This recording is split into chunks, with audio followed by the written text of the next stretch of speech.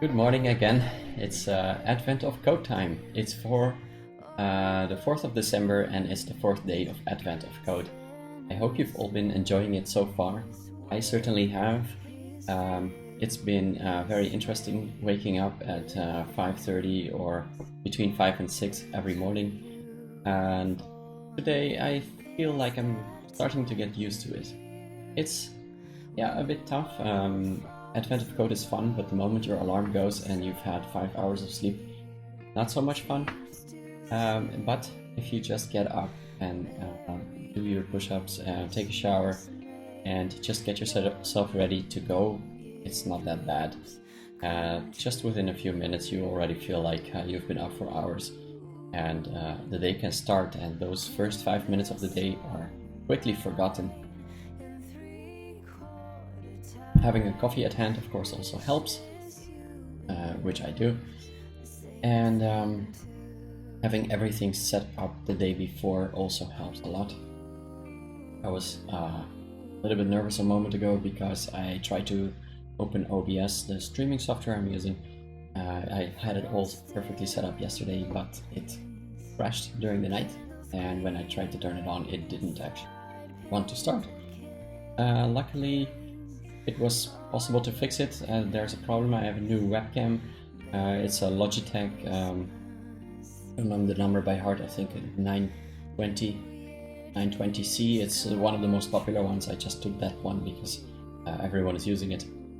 And apparently during the night it kind of turned off. And once I disconnected the USB and reconnected it, it worked. So relieved and happy we are able to start today. So for today, I will also show you a little bit of how I'm going to prepare, how I did prepare for today. Let me turn on my automatic scene switcher so that when I show you my editor, I'm not in the way. So yesterday, what happened there? I was bothered by day 2, bothered with the fact that I wrote all my code in global scope, and from the moment I tried to refactor that into separate methods, PyCharm started to do crazy stuff like I had functions like foobar, and instead of passing some arguments here, so this is what I hoped that my function would look like after extracting to the method, and this is what happened. So basically those variables were set before calling the function, and then the function was called. It's like really horribly ugly, and I don't want that to happen again. That's what I thought. So on day 3 I started by writing a class, and from the moment I did that I realized I have no idea how this class is going to look. I don't know what part of the problem it's going to solve, because I'm not sure yet what parts are going to need to be solved. And it's only after you've really familiarized yourself with the problem that you really know the boundaries of separate pieces of logic. So right away I scratched out the class and I just went on scripting again. Of course that means that in the end you're going to end up with all these globals, and isolating is a little bit difficult. So what I'm doing today is I am going to write everything into a single method in a single class. And that class for today is called day 4. So how does it work? I'm just going to write my code in part 1. If I need to initialize anything, I'm going to do it in init. And once I know kind of the logical boundaries where I need to test something, I can extract that into a method easily. That's what I hope, at least. For that purpose, I've also set up some tests. I guess I could make that a little bit better by creating an init method here, so that I already have a day 4 instance set up there, because otherwise I'm going to have to do that every time. So I call it a super in this case because we're extending from unit test something I haven't done before, so bear with me. And then we're going to create a day4 instance into the test class. And most likely that will be renamed when I know what day4 is about, but maybe not, we'll see. And so let's say that part 1 returns something, like it returns hello, the world, and we should be able to assert that the output of day4.part1 is hello world. Let's run that.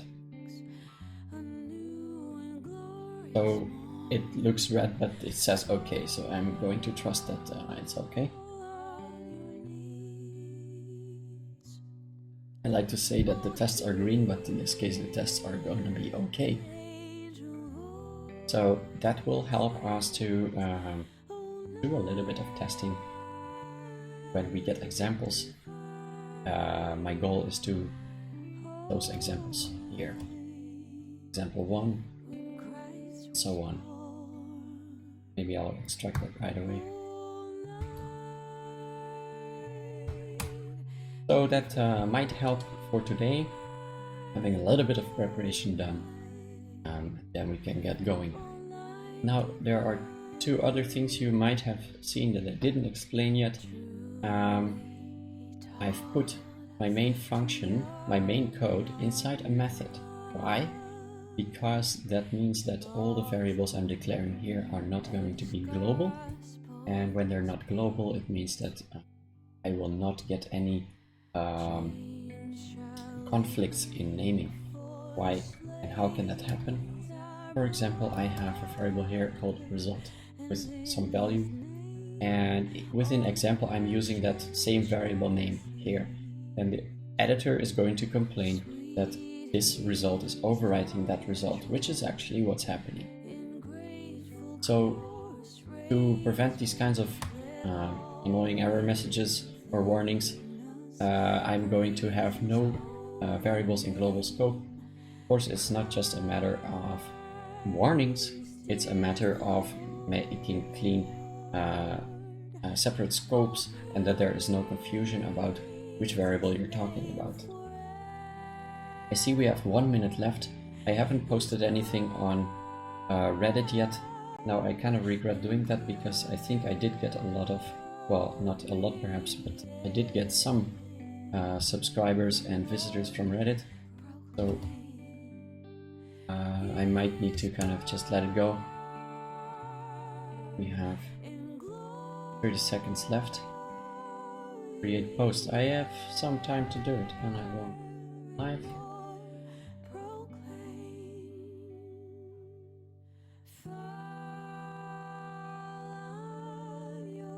Okay, I'm writing live streaming day 3, enjoy. I have to specify that it's a live post. There we go. I did that. Whew, that was very quick. We have 15 seconds left. I wish you all good luck today. Please join the chat and have a chat and have fun.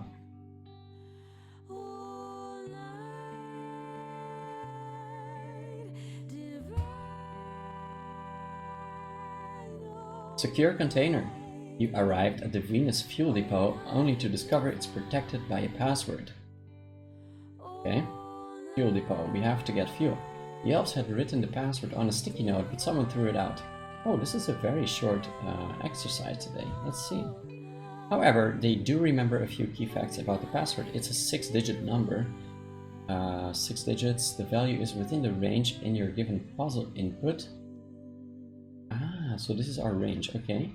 Going from left to right, the digits never decrease, only ever increase or stay the same. Wow. Okay, so it's a monotonously increasing number. Other than the range rule, following are true. All ones meets this criteria. Double one never decreases. Wait, I don't get that. Other than range rules, following are true. 1 1 1 1 1 1 meets these criteria, but it already is implied. Oh, I missed one. Two adjacent digits are the same. Two adjacent digits are the same. Okay, I see. Okay, so within the input, there are always two digits that are going from left to right. The digits never increase. Right.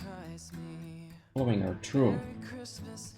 Yeah, this one meets the criteria, so it's an example. 2 2 3 4 5 0 does not meet these criteria. Decreasing pair of digits 50. Yeah, 5 0. And this one doesn't meet it because there's no double. How many different passwords within the range given in your puzzle input meet these criteria? This sounds more like a thinking puzzle to me and not so much a programming puzzle. But you can brute force it, of course. It's how many numbers? It's less than 1 million numbers, so that doesn't seem to be that hard. So I'm just going to... Hey, Eric Wassel, good morning. Thanks again for releasing another awesome puzzle. I'm very excited to go do it. I first thought I would solve this one by thinking, but I guess right now I'm just going to brute force it and go with the spirit of coding. So I need to check if a number is valid. So is valid password, and let me think if I'm going to use a string or not. I guess I'm going to use a string for that. So example 1. Let's see. 1 1 1 1. This one should be valid. We can say assert true. I'm just going to inline that. There are examples. So what else is valid? 2 2 3 4 5 0 is valid. Jamming my keyboard. This is all valid. Not valid. Insert false. This one is not valid. Valid. And what else? 0 is not in the range of digits. 6-digit number. I don't see. Oh yeah, there are examples with in it. So this is actually also valid. And what's not valid is an empty string, 1 2 3, something with less than 6 digits and something with more than 6 digits. Wow, this is confusing. Alright, there we go. And why is this one not valid? There are no double digits in it. Right, and then that means that this one also is invalid. Unless I write it like it. Okay, so let's see if the length of the password is not 6, return false. That means that we have something covered already. No tests were found. Do I have to write it like this? Yes, I do. 1 is not true. We don't return anything sometimes. Hey, let's return something. True is not false. Wow, that's not a very clear error. Let's see, and where do we actually get this? I have to click the second line in the stack trace. So here we don't validate correctly. 2 3 4 5 0 is now considered valid. Okay.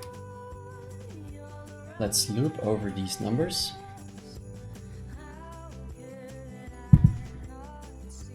For position in range 0 to 6. 6 is not included in this range, in this case. So let's see if they are in. Let's see how we do it. P will be the position, right? Okay. Compare increasing. And compare the... I'm first going to compare doubles. So that means that I'm going to compare the current number with the next number. So if password P is password P plus 1, so the next, if the current letter is the same as the next character rather, that means we have a double. Have double is false. Then if this one happens, then we do have a double. And that means at the end, if we don't have a double, then we return false. And now we see that this one is supposed to be correct, but it says it's not. That's kind of strange because it's correct, and we should actually say that the double is true. There we go. Now what is wrong is this one. It has doubles, but it goes down, and that should be considered wrong. So we'll just make another loop. Are we going to make another loop? No, that would be inefficient, right? And we can easily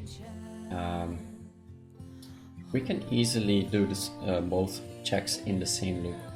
So if P is less than 6 and this is the case, then we have a double. And actually lazily evaluate this one in case the P is low enough. And let's compare the previous numbers. As decreases or is monotonous is we're assuming that it's monotonous unless we find a case where it's not. So if the current character, let's compare current one with the next one. If the current character is bigger than the next one, that means we are not dealing with a monotonously increasing password. Saying that word a few times helps. Monotonously increasing. Then we're going to check also if not is monotonous. Then we're returning false. So now we've basically checked everything, but we are dealing with an index out of range. Oh, we're actually always forward checking, so we never need to go to the end. And we can remove this little check. False is not true. And which one? I am saying here that it's true, but it's actually not true. I put it in the wrong category of test cases. So we have now a validator that meets these examples and a bunch of extra ones that I added. Now we are going to loop over all of the inputs and see which how many passwords are correct. The input from till, oh, from is a keyword. You know what? I'm just going to do a range like this for the password in. How shall we do that? Shall we just use integers? They are always 6 digits. Maybe we can do that. Then I'm going to be very silly and just do +1 because we need to include this last one. Count. And then we are going to check every password as a string. Oh, right. Did that just work automatically? I am passing strings, but it's completely working because it's comparing the letters and instead of the digits. But I guess the letters are in the same order as the digits in ASCII, so it doesn't matter. Unless Python is behind the scenes changing it into integers, of course, which I'm not very sure of. But in any case, it will work. So let's check if this current password is valid. If it is valid, then we're going to add one to valid count, and then in the end we're going to return the valid count. And then I am going to run it. And maybe I want to print it also.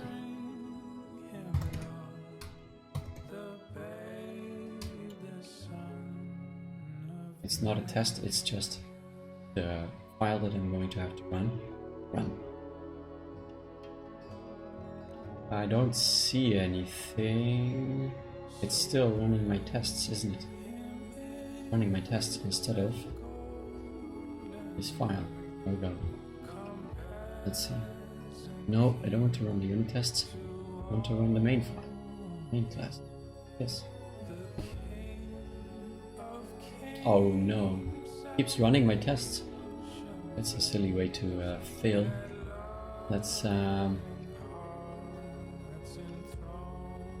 Let's just make a test then.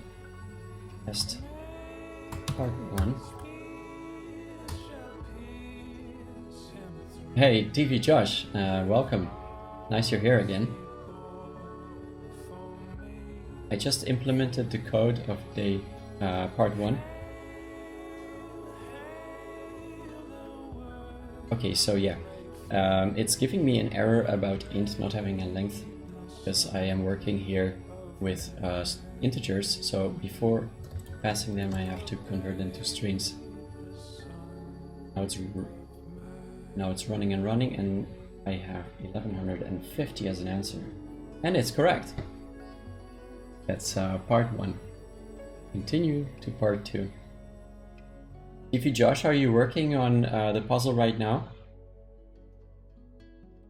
Or are you just gonna watch first? Not working on it right now. Okay, well, I'll be happy to give some spoilers if you don't mind it. Let's read the second half of the puzzle. You know, what I decided to do, there are going to be a lot of very difficult puzzles in Advent of Code, as you probably know. And I'm not gonna be able to finish all of them on camera, most likely. So I'll just give every puzzle 1 hour of time. And if I don't make it before then, yeah, just too bad. And I'll have time to do the next one. But the thing is, once you get behind, it's so difficult to catch up because, yeah, you're going to have new puzzles every day, and there's kind of no way to catch up unless you have really a lot of time to spend on Advent of Code. That's what I'm gonna do anyway. Part 2. An elf just remembered one more important detail. The 2 adjacent matching digits are not part of a larger group of matching digits. Oh, that sounds like a regex problem. Cool. Given this additional criterion, but still ignoring the range rule, following are now true. Given this additional criterion, but still ignoring the range rule. So there cannot be 3 matching digits, basically. This is the rule. No? I'm going to commit first, because I sometimes lose my code after preparing for part 2. Commit. This time it committed right away.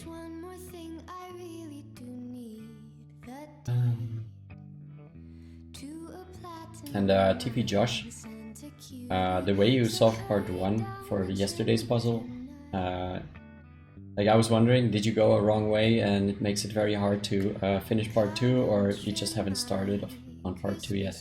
How did it go for you? So I'm going to just change these tests. Or no, I'm going to copy it and make a new test case. So it's not valid when you have 3 numbers in a row. Alright. Part 1 was fine for you. Did you like the puzzle actually? Did you enjoy it?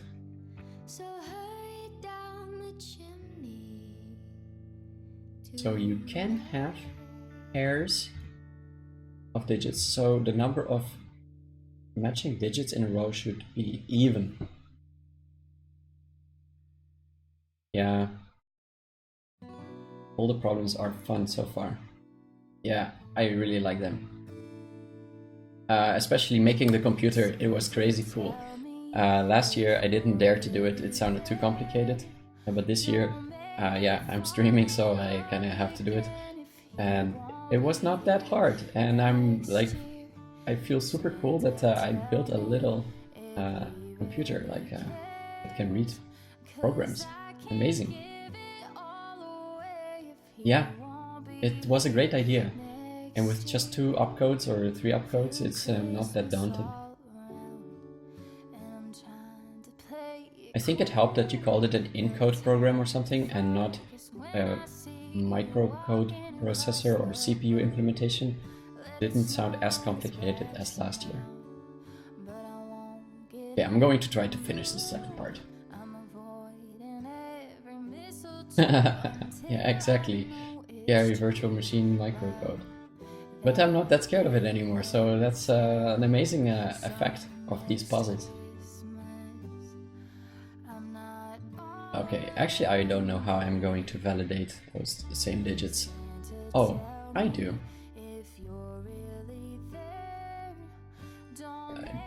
What am I doing here? So this is valid, this is... I think our test cases that we had before are still going to be correct. So I'm gonna leave them there. I'm just going to add a few new ones. The ones that are mentioned in the puzzle.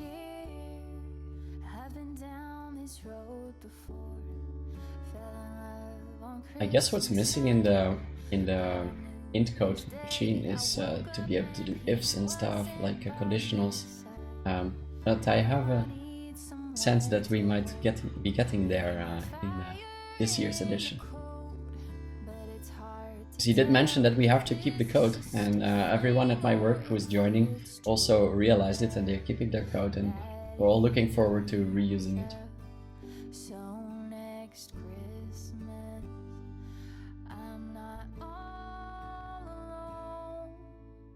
So, part 1 and part 2. Part 2 is not working. Oh man, I'm not going to run test part 1 every time I am testing my code. Or can I? Yeah, it's a bit slow. Well, what can I do to make it better? Just remove it.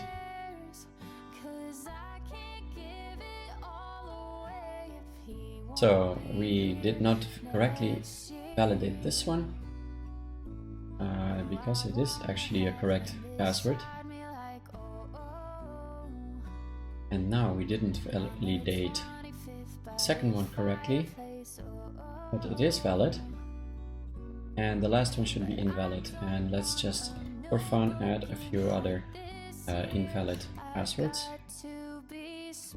like one with 5. Okay, there we go. So if we have a regex test for 1, 3, 4, 5 consecutive digits. But how do I know for sure that we're matching? Yeah, I really should be able to use a regex for that. But I'm not gonna do that. I'm going to keep track of which digit sequence we're in, or matching digit sequence. Current sequence and sequence length is 0. So if our character is different from the current sequence, then we're going to replace the current sequence. I think I should be able to extract this. Digit. And otherwise, if it is the same one, then we're going to increase the sequence length. And it means we should always start with a length of 1. And Oops, I'm overwriting the wrong variable here. And then if we are going to see a sequence that is 3 at the moment that we switch sequence or when we are done, then we have a wrong password. So if the current sequence, no, the sequence length is 3 or 5, a bit of a lame way to write it, but in this case it works. It's not a general solution. Then it's wrong, and bad sequence will happen.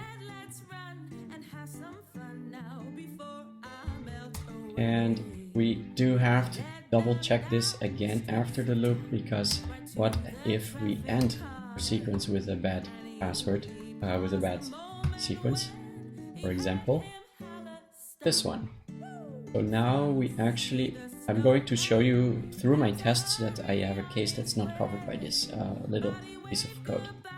So if the bad sequence happens, then we return false. So most of the code is going to be validated, except you see this one will not be recognized as a false password. So we're going to fix that by checking again after the loop. There we go. And now we have a problem that all ones should also be correct, but we now think it's not, and I'm not sure why we think it's not correct.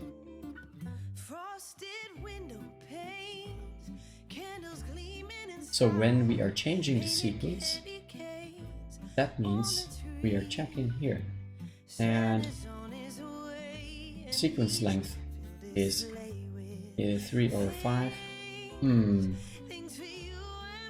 If we never switch, we don't switch in the very last digit, right? We never switch. No. Okay, so for the first, I'm going to use my drawing pad for this. This is a perfect case. Let's all switch over to the whiteboard. So we have 6 digits, let's say in this case 1, 1, 1, 1, 1, 1. And in the first iteration we're going to look at this one, the first digit, and the digit is different than the current sequence, and in our code we do start with a current sequence that is an empty character, so it will be true. So current sequence will be empty, an empty string. And then once we see the 0, we see the letter, the digit 1, the current sequence will be number 1, and sequence length will be 1. And then in the next iteration, we're seeing that our current digit is actually the same as the current sequence, so we're just going to increment and make it 2. So now we make it into 2, and then this is going to happen a few times. So it's going to be 3, 4, and 5, and then at the last point here we are still going to increase it, but we are actually iterating only until position 5 out of 6. So it means that we actually never reach the end. So I am going to reach the end and check here if p is less than 6, so we can do these comparisons safely. And now I think that we fixed the bug. No, but we didn't.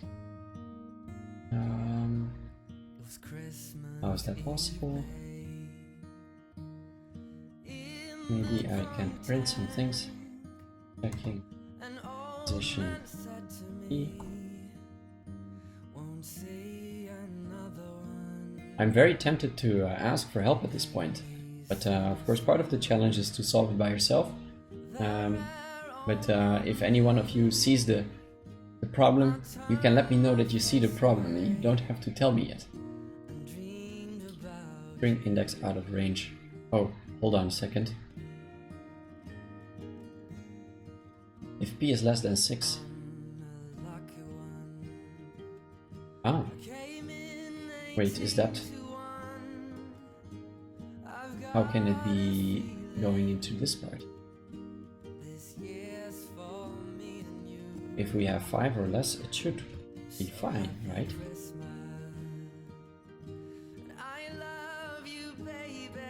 So it's saying that we're getting an out of range error. I'm surprised that this happens. Well, what is P at this point then? Checking position 5. And our password? What is our password?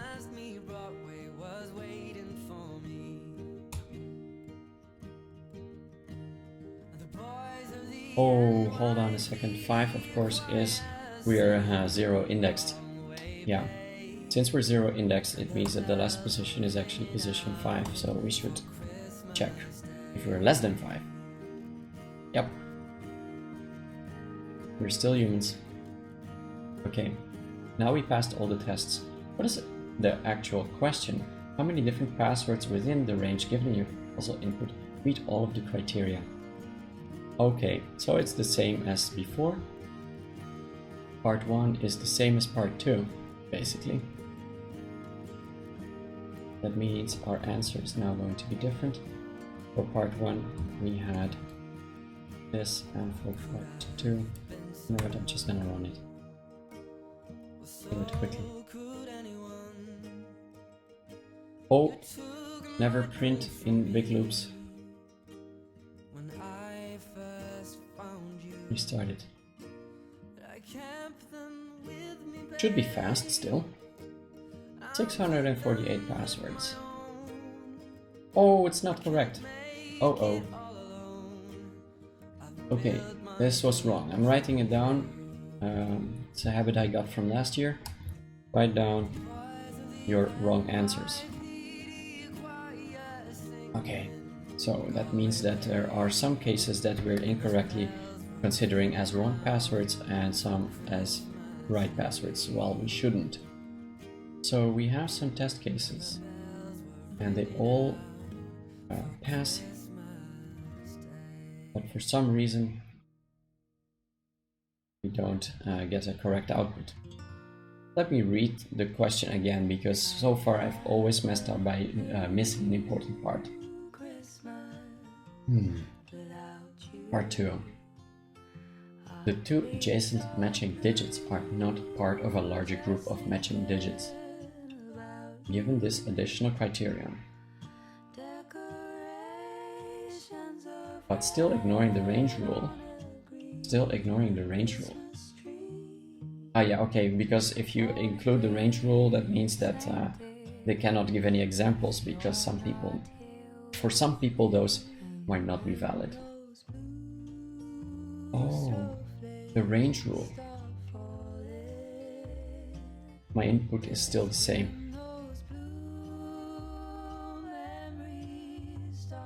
I want to know. Yeah, this looks correct. I was just wondering if I wasn't missing like the last password in the range or anything like that. So ignoring the range rule, we can do it like this. How many different passwords within the range given in your puzzle input meet all of the criteria? The digits never decrease and all repeated digits are exactly 2 digits long. Okay, but didn't they say that this one meets the criteria also? It meets the criteria even though one is repeated more than twice. It still contains a double 22. Ah? Wait a second. Oh. Does it mean that we are supposed to ignore groups of 4 while considering the double matching digit criteria? Yeah.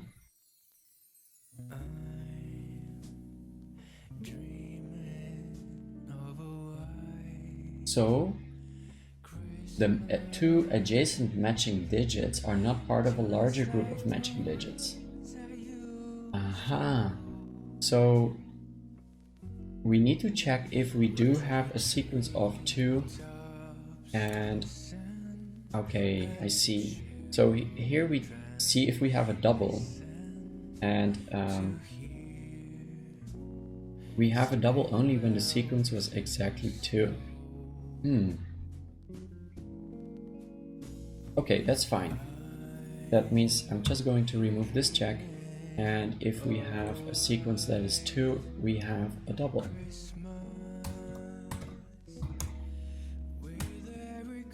That double is true.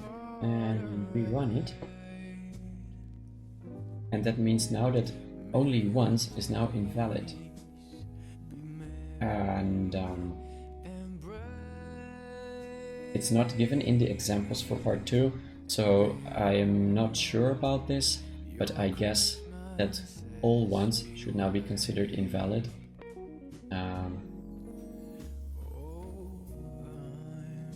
I'm going to remove it from the input, and I'm going to wait, you know what, I'm going to keep it. We'll see later how we clean it up. But I'm just going to run the code again and see what our output is. Our output is now a lot less. Let's see. That's also not correct. So I have a problem interpreting the rules. You can ask for hints on the subreddit. Yes, of course.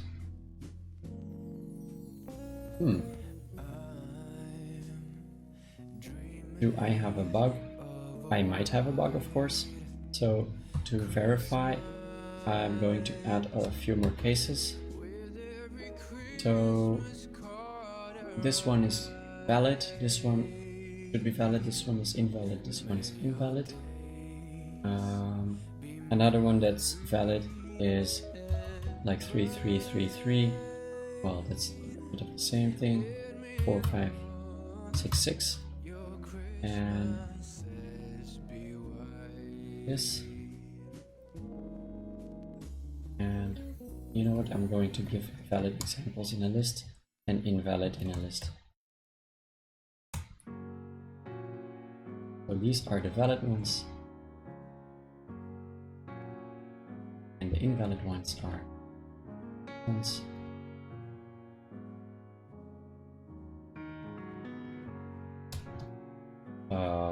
Let's see for the invalid self-assert true.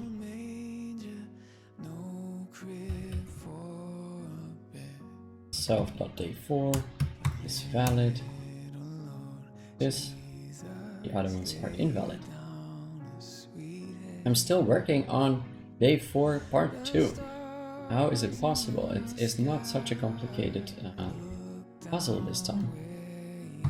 But I'm still working on it.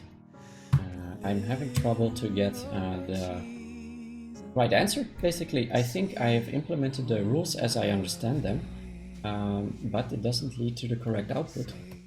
So it means that I'm misinterpreting something, or I don't know.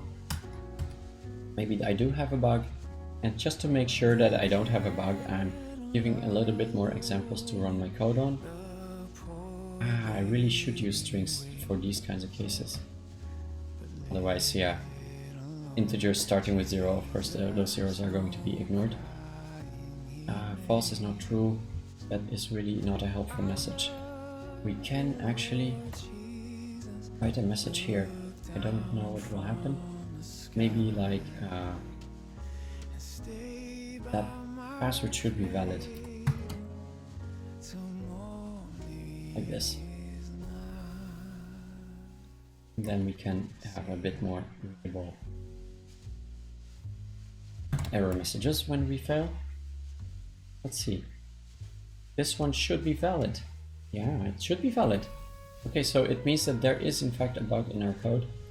And why? So it should be valid because there is a double-digit sequence in it. And yes, I remember now that after our loop, we were checking for bad sequences here. But there's also this extra case where our last sequence was exactly 2, and in that case we found a double. Like that. So that was the bug. Now we have still a failure. 3, 3, 4, 5, 6, 6 should be invalid. No, it should be valid. That means I put it in the wrong part of my code. This one should be asserting for false. Let's see. Now our test pass, and we're going to run this one again. And we pass, and we have a new answer. Write it. No. It's still not correct. Okay, I'm assuming that this is because of my assumption where I said that this one with only once is going to be invalid. Wait.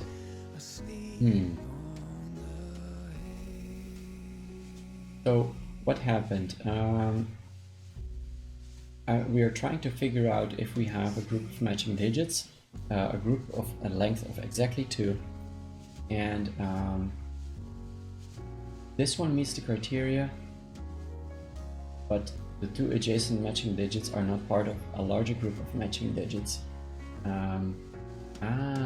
So that means that if the sequence is, if the range is like I think I completely misinterpreted the assignment. Is there ever a rule that you cannot have 3 digits in a row? 2 adjacent digits are the same. I think I completely misinterpreted the assignment here. I see. Okay, yeah, I see what happened.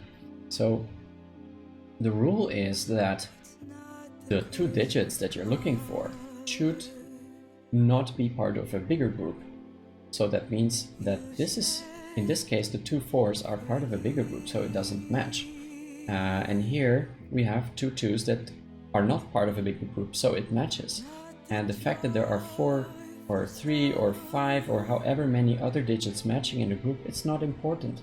There's no such thing as a bad sequence. So that's a very it's a misinterpretation. So we don't have to check for bad sequences at all. As long as we find a sequence length of exactly 2, we're good. And that means this is not important. We don't check for bad sequences. This is not necessary anymore. So all we need is a sequence of 2. So that means that this is not valid, actually. Changing it. This is valid, this is not valid. And these should still be 2, 2, 3, 4. This is invalid because of the 0. Yeah. And here we have a valid. Do we have a valid one here? Yeah, no, it's invalid because it goes down. Okay, for the second part we have a few test cases. This is valid, this is also valid, this is also valid, and invalid would be 1, 1, 1, 1, 1. This. Let's run our tests. You run. Let's run every test and get hopefully our final correct answer. Yeah. Okay, there we go. I'm very happy to have solved that. Yeah, in this case I'm not sure what I could have done. Thanks, Eric. I was really on the wrong track there for a second. I think I got confused by the examples. I'm not exactly sure how I could have avoided this mistake. I think it's an easy puzzle in general. It's a bit open to interpretation. So just depending on how you interpret it, you might be on the right track. But what I do like is that I was still able to figure it out. So it's not too bad. This happens in a lot of puzzles, especially the more complicated ones. And this is a short one, so I was able to reread the text. But I think the confusing question for me was whether all ones from the first input is still valid or not. And whether this one, yeah, so basically the second example of part 2 is invalid, not because there are 3 4s in a row, but because there are no pairs of digits that are not part of a larger group. But I guess it's written there. Alright, so we're done. We can commit and perhaps clean it up a little bit so that we have 2 parts. Also, I'm going to be available now to help you with your puzzles. If you're working on it but you're stuck, you have some bug, or you don't know how to fix it, I will be able to give you some hints, I hope. And I will not spoil to you the answer because it's still fun to learn how to solve it. So just join the chat, have a chat with us, share your code if you want. It's also something I did on the first or second day. Just like post your code and we'll go through it and see how you solved it. A little run through. Always fun to compare solutions in different languages and different programming styles.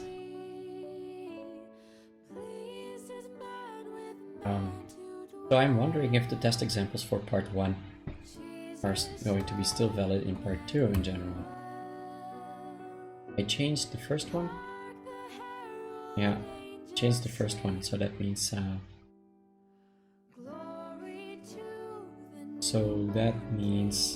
that I cannot have one test case for both parts. That means I would have to refactor my day 4 code into 2 different pieces. One is valid for part 1 and one for part 2.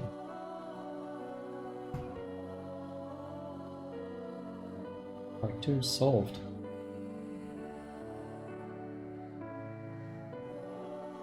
I have some weirdness with my editor. Sometimes I have to press commit multiple times before it works.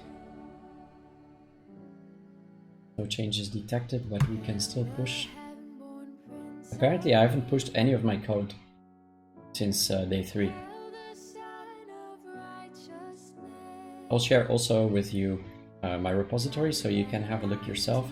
You can see the changes I made. I'm just going to do that off screen so my browser doesn't show up with all my millions of tabs. Would be quite horrifying to look at. Advent of Code 2019.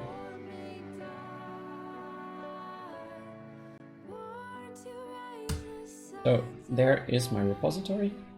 Please have a look if you're interested. And yeah, are we going to refactor this? As long as no one is joining to share their code, I will just refactor this one and see how I can make part 1 and 2 usable. So in the last commit I changed a few validations here. I'm going to revert that part.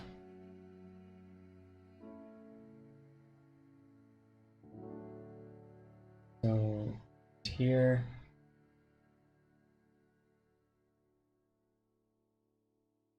yeah, you're not going to be able to see this very well because I have a kind of weird split setup. Well, like this it worked kind of. So this is the part I changed. I'm just gonna copy it from how it was. Yeah. Body of examples, and I'll just write it here.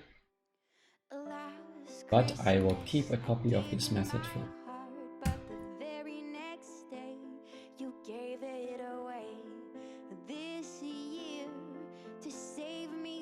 like this. So when we run the examples for part 1, it should be all valid. I'll do it like this. And let's say which validation rules we are using. Part 1 is true. What's the best way to do this? Of course, a good way would be to have 2 instances of the solver. On that note, I'm going to rename day4 into password solver.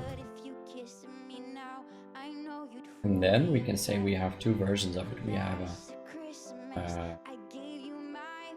We have one where we have one for day 1 and we have one for day 2. So password solver day 1. Not day 1, part 1, excuse me. It's an extension of the other one. And we're going to... I'm assuming that Python will call the constructor of the parent. And then isValid is going to be different for the 2 subclasses. Password solver part 2.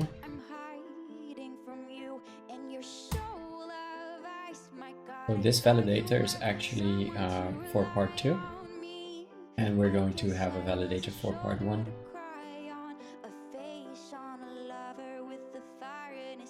That, and then for the 2 test cases we're going to have to instantiate those 2 solvers separately. Part 2 and part 1. I wonder if there's any abstract class in Python. Does anyone know this? Technically, password solver should never be instantiated. I cannot type abstract, so I guess you can't. Curious. There are a lot of features missing in Python, but a lot of ways to work around them, because Python doesn't constrain you very much. So I imagine even some person might have made a library that allows you to build abstract classes. I've seen similar things being added to libraries in Python that would otherwise be a language feature in other languages. I would imagine you could make a class that has a constructor that throws an error or something. Yeah, I was thinking about that too. So that means that you're not allowed to call the parent constructor from the child class, which is a bit counterintuitive if you're extending it. But I guess you could do that. Well, you would figure out that it doesn't work if you call the parent constructor right away, I guess. If you did write any test or run your code at all. Alright, so now we have the isValid method overridden. And this method is called part 1, but of course I'm going to rename that to count valid passwords. So the funny part actually is that we found that there are, with the last constraint, 510, 748 valid passwords. So now you know that if you lose your password and you do remember a bunch of constraints, that chances are high that you're still going to have to try hundreds and hundreds of passwords. And probably password checker is going to block you. I hope. Password checker should block like repeated attempts. And now we cannot run isValid unresolved attribute. Because, yeah, I see. Because this is actually overridden by the child classes. And can we then define, can we say that this method will exist? Can we make interfaces in Python? No. Well, it's not called interface at least. Can we say, well, you know what, I'm going to run the tests first to see that they still work. Okay, yeah, so we are invalidating some passwords that should not be invalidated. That's expected because we didn't keep the code for part 1. For part 1, we had to check that the sequence length was exactly 2. And before we needed to check that it was bigger than 2. That was all we needed to do. Yeah.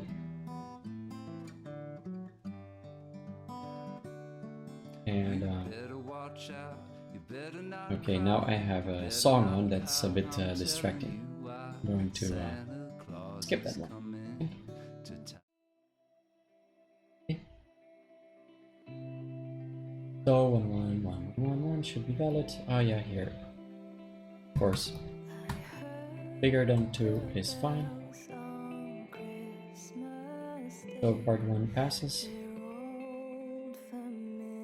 And part 2 doesn't pass because test has no object. Test object has no attribute day 4. Yeah, I'm no longer instantiating it in the constructor. I'm doing it here.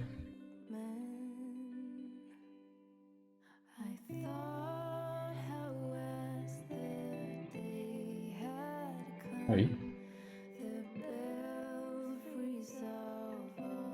Day 4 is valid.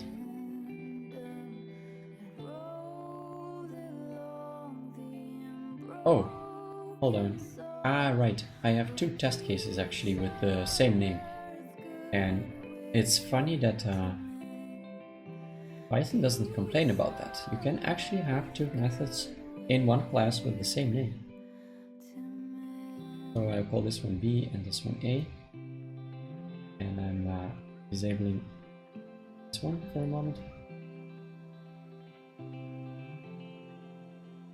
Let's run all of the tests. And here we also have to make an instance for the last test case.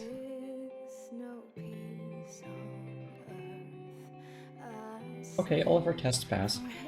And now the weirdest part that happened during this puzzle day was that I had my test set up and then I wanted to run my main method. But when I did that, PyCharm was going to run all of my tests. Even though it doesn't tell me here that the tests are going to be run. You see, because we have unit tests in day 4 and we don't have a run configuration with the name day 4. So when I do this, I'm expecting a new run configuration to be made. But it's running my tests. So why is that? I never had any problem with that before. Like, I can run day 3 just like this. It's going to run from the top to the bottom. Excuse me. And it's going to work. It's just going to run the main function right there. Maybe when a class is found that extends a test, like here, that it will always run that test. I'm not sure. Maybe the way to solve that is to actually move the test to another file. I'm not sure I want to do that. So for now, what I'm going to do is just have part 1 and part 2 separately as test cases, and I'm not going to use a main function. That's my solution for now. If you have another way to solve it, please do let me know. It would be cool if I could actually have 2 test classes, one in which I actually compute the output and one in which I just run tests. Why? Because my tests are very quick, but the solver to actually solve the whole puzzle, it's very slow, and I don't want, while I'm debugging part 2, to like wait for part 1 to be recalculated over and over. So I think a nice way to do that is to call this one solution. Solutions, maybe like that. And then we have part 1 and part 2. So I could do here like part 1, and here I could do part 2, and we could run them and get the 2 outputs.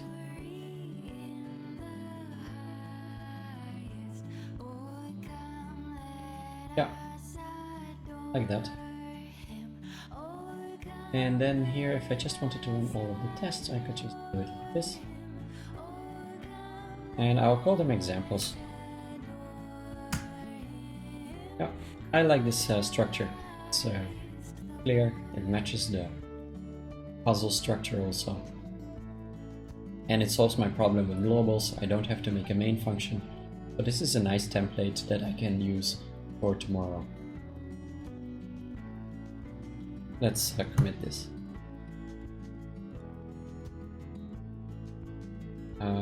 OP.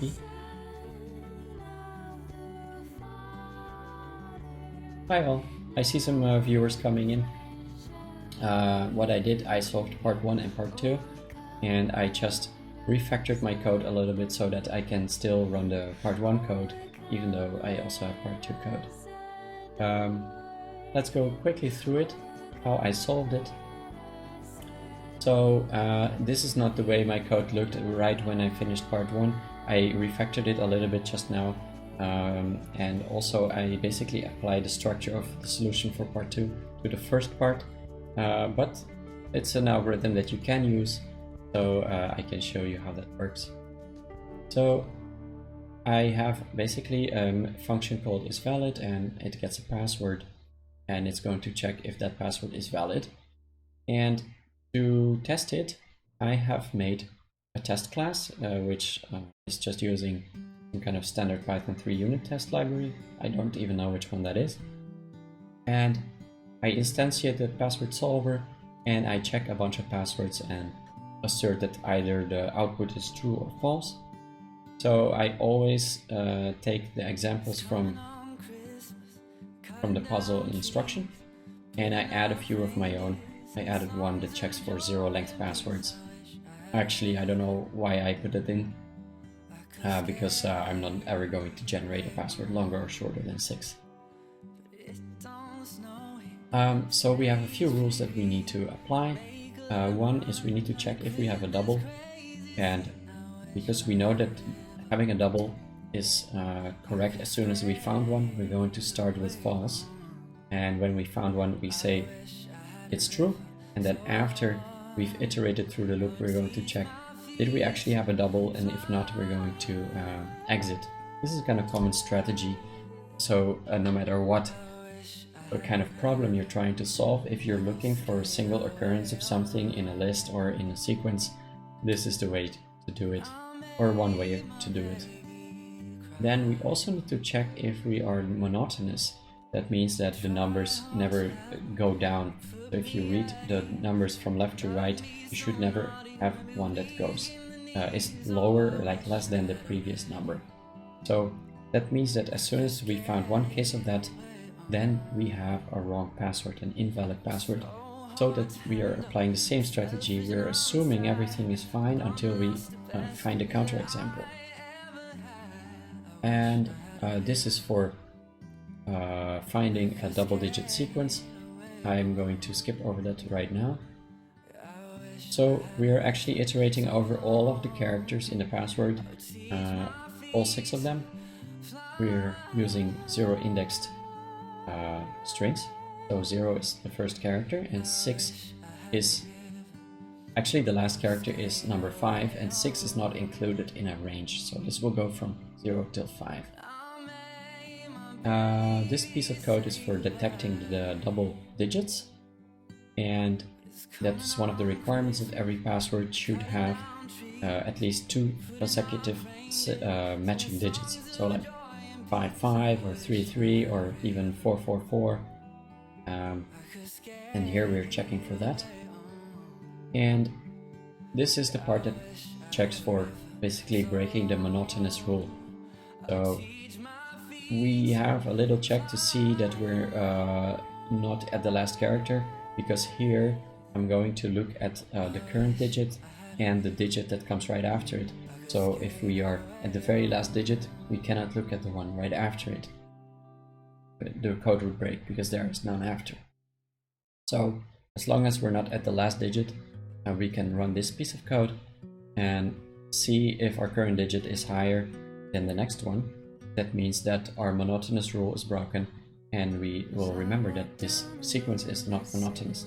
And then at the end, we just verify, was our sequence not monotonous? If so, then we return false.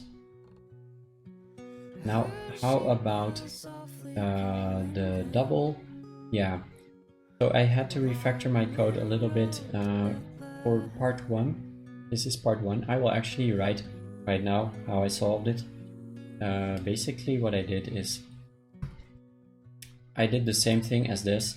So we're going to check if the current digit and the next digit are the same. So that's p plus 1. If they are the same, then we have a double. It's not really complicated, but we need to make sure that we don't get an out of bounds error. Monotonic. Oh, thank you, Biker B, for correcting that. I'm happy you joined the chat to point that out. Monotonic, not monotonous. It's easier to force the bounds to be 111111 to 9999 rather than checking every number. Are you talking about the range rule? No. It's easier to force the bounds to be between... Wait, how many numbers did you just write? 6 or 5? Are you talking about this little part where I am avoiding... No. Biker B, which part are you pointing out?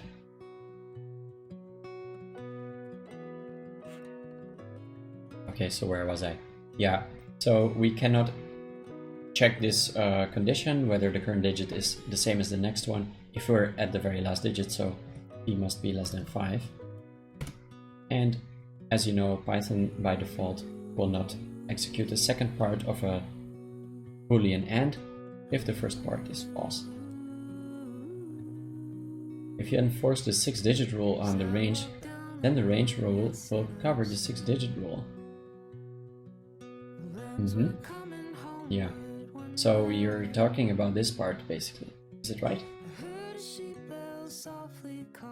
So if I don't need to check this because my range, which is provided in the solver, in the parent class, here.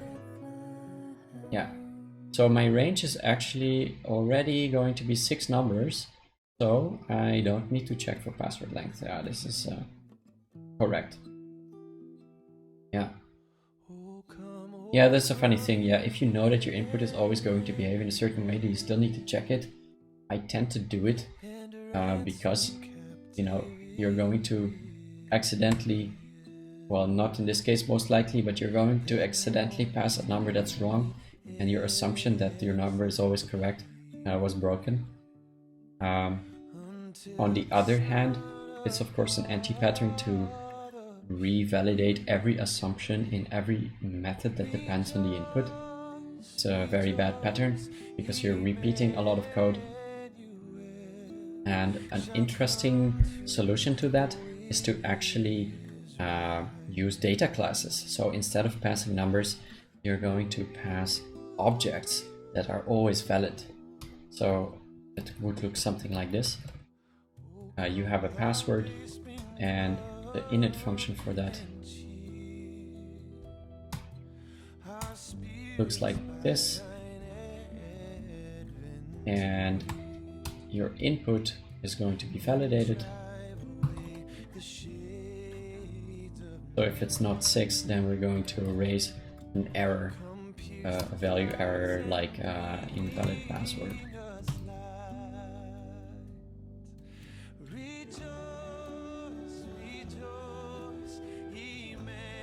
Invalid password length, because we're just talking about the length here, right? So now let's say that every piece of code, every part of your program that needs password is going to use this password class. Oh, fast or clean. I already solved the 2 parts, so I'm just making it look a little bit better and exploring how we can improve the code. And also just explaining how I solved part 1. But yeah, monotonous, that sort of stuff, of course, should go. Monotonic, an easier word as well.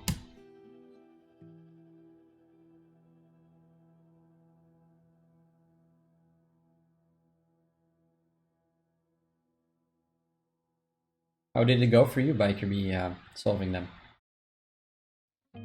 But not at 9 PM exactly.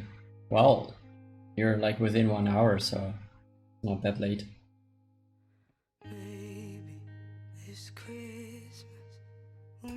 So just for those of you who are watching, the password solver, no, this password class, that would be a way to avoid allowing invalid passwords.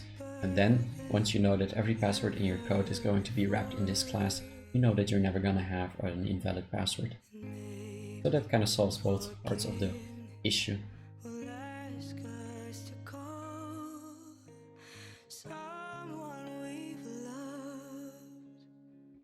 Biker B didn't like this puzzle because it was brute forcing. Yeah, I was wondering if you could only do it by brute force.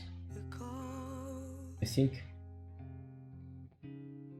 I was first thinking that you needed to make a kind of recursive, like, how do you call it? A search algorithm, where you generate child nodes. For example, for the first digit, you create 9 child nodes for 9 possibilities. And then for the next digit, you create a bunch of other options. Yeah. Or with the regex. So if you have a rule or like a child node generator that knows, okay, after I've made a digit 1, I can add another 1, for example, but I cannot add a 0. If you generate your child nodes in the correct way, then you can just use a generic search algorithm to find a valid password. Mind you, you can find a valid password very quickly. To find all of them, yeah, that's also still possible. You just go through all of the child branches and keep all the valid solutions. It would be interesting to do that, actually. Although it's been a long time for me since I did recursive search algorithms, so I might struggle a little bit to do that.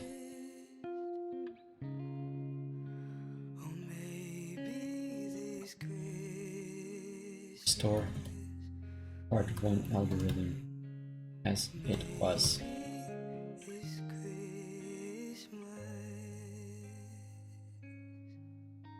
And let's see if the examples still work.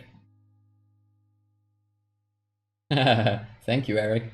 Yeah, 16-digit recursive search puzzles are not fun because, well, you can still try to brute force it, but 16 digits is probably a lot. Depending on the number of prefix digits, there is a calculable number of valid passwords with that prefix. That sounds like a theorem. Depending on the n prefix digits, there is a calculable number of valid passwords with that prefix. Ah, yeah. Dynamic programming. You know, I've read the Wikipedia page for dynamic programming many times, and I still don't really get it. Like, when do you consider something dynamic programming? It seems to be that if you keep some data, then you kind of build parts of your solutions and reuse parts of those solutions later as a kind of optimization, then it's dynamic programming.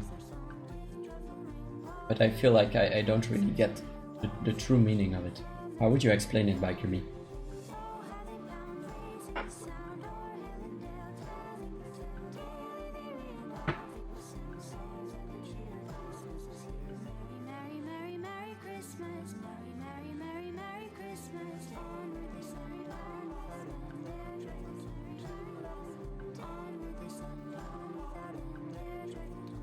So I'm thinking now, should I try to do a recursive function that checks all of the all of the passwords? What do you think? I brute forced part 1 and part 2, and yeah, it was not that hard to do that. But you can also do it with a recursive search function, and that might be more complicated and more difficult to understand, but it would technically be faster because you're not generating passwords that are definitely going to be invalid. Because if you start with 1, 0, then you know that it's invalid. But I guess the balance here that you're trying to make is how long does it take to generate a solution, and how long does it take to validate a solution. In this case, generating a solution is very easy, very cheap. It's just a digit, a number. And the validation is also quite quick. Yeah, so Bikeaby, you're saying that dynamic program is when you break up your problem into smaller sub-problems. Smaller matching sub-problems. Yeah. I don't think you want to search, it breaks down into a math equation. Can you explain that? I don't think I understand it. You don't want to search. Why not?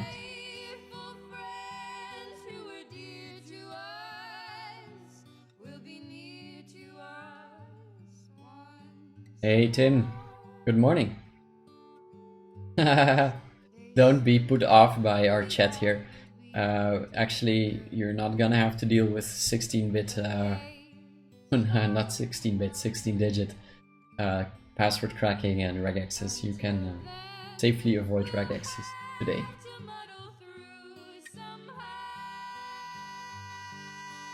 Are you going to solve the puzzle, Tim? By the way, I know live coding with Schelp. It's Tim, he's my colleague at work.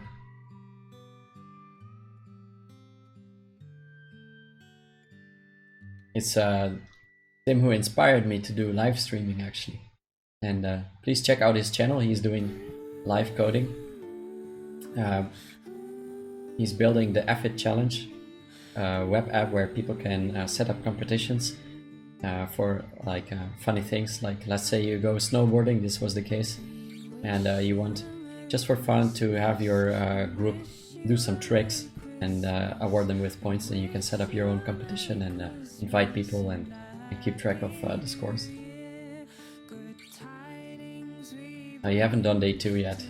Yeah, day 2 was a little bit harder than this one. Yeah. Well, that's fine. Do you have any time in the weekend, or is it actually your goal to finish all of the puzzles, or you're just doing them as it suits? You're welcome.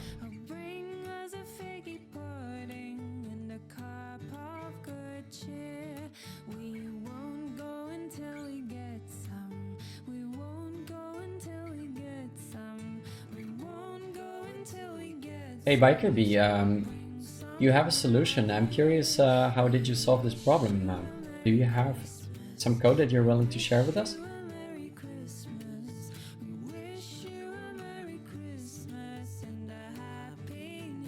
Not a goal to finish all of them. We'll play it by ear. Yeah, that's how I went into it this year as well.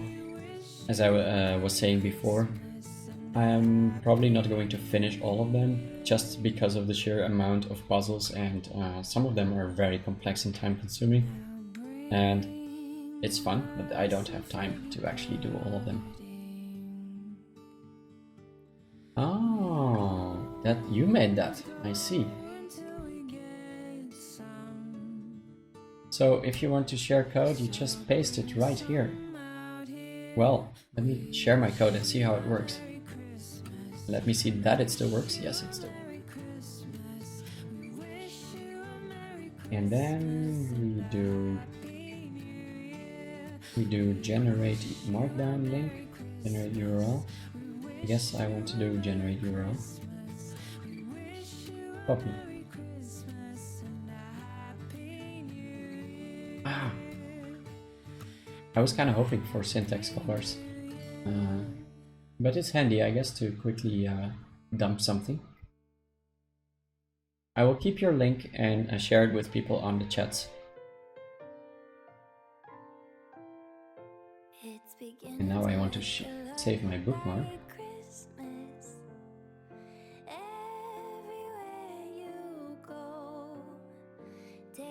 It compresses the text you put in and turns it into a URL.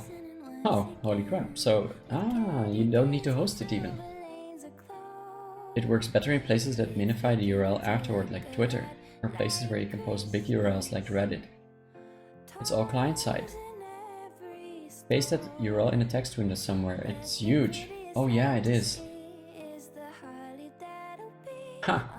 I am very surprised by this creative solution. And you could actually have like a syntax highlighter in JavaScript and that would still work.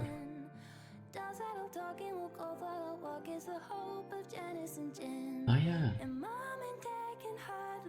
So the code is still hosted on the subreddit and not some random paste bin. That's awesome. And that means also that you can improve on the way the code looks later. And add some very specific Advent of Code features. Like, for which day was this solution? And you could later actually harvest all of the solutions from your pasteboard.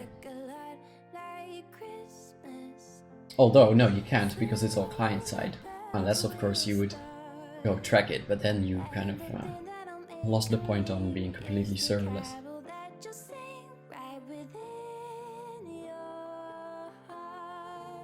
And what happens if I click GitHub? I'm gonna do that. Ah, right.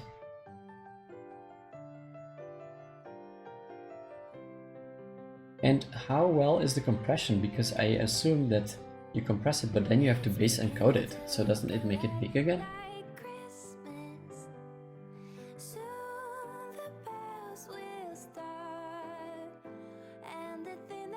It's usually smaller. Yeah, of course. Yeah, you need to make it safe for URLs. Yeah, I see it's base 64 indeed. Wow, it's really huge. Yeah. So I can actually open it in my terminal, basically.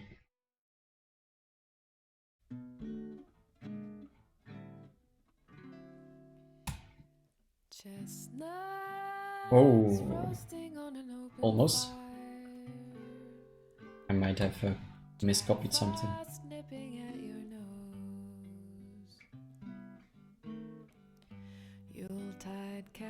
Oh, of course, I'm a bit silly. It is compressed, so I cannot actually decode it right away. By the way, I've learned a very cool trick. If your terminal is ever messed up, like mine is now because you printed some binary data and some very funky Unicode escape characters or whatever, what you need to do is type reset. And there you go, it works again. So if you ever do a SSH session and your curl, your Vim was on and your SSH session got crashed, disconnected, usually your terminal is all messed up because it's in a different kind of mode. Just type reset, even if you can't read it, it will work. No more closing your terminal and losing all of your history.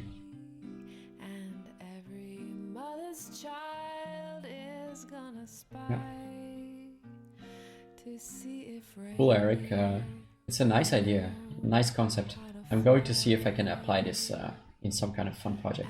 Some way to save data offline in URLs, offline, off server. For kids from 1 to 92. Although it's been said many times, okay, it's the time is ticking. I do have a bit of time left to play, but I also need to catch a train. I'm going to meet up with someone in another city, and I need to catch a train around 9 o'clock, and it's now 7. So I guess I do have a bit of time. I can try to do a recursive implementation of day 3. See how far I get. Let's give it half an hour of time. Day 4, excuse me.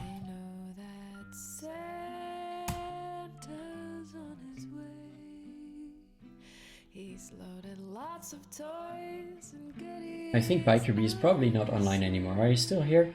Because I'm curious about reading your code if you have any. Or anyone else for that matter. Eric, I actually have a question for you. How do you test your puzzles? Do you solve them yourself or do you share them with people before you decide on them, on the final format?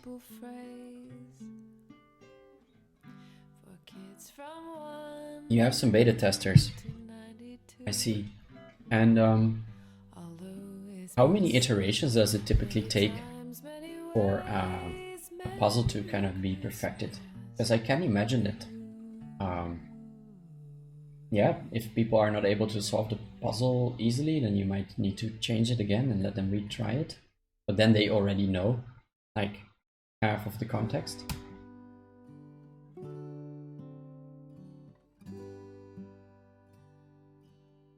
Why do the puzzles unlock at midnight? Yeah, I was wondering about that.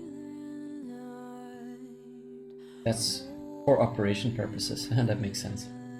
I haven't thought about that. Yeah, you need sleep, I suppose so. Yeah.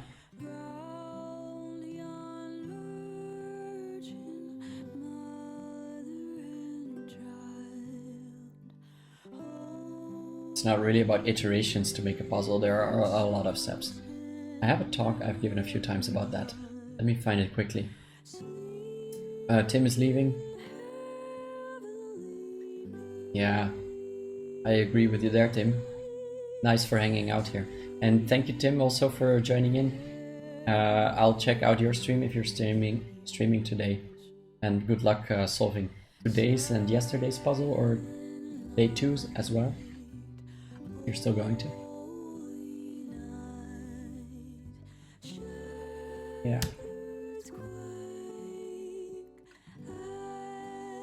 Behind the scenes. Cool. I am going to look at that video later.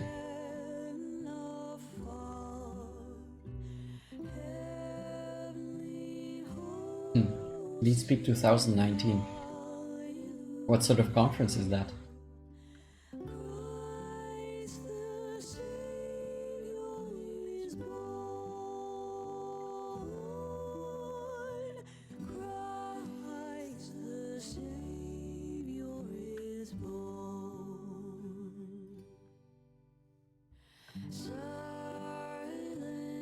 Oh yeah.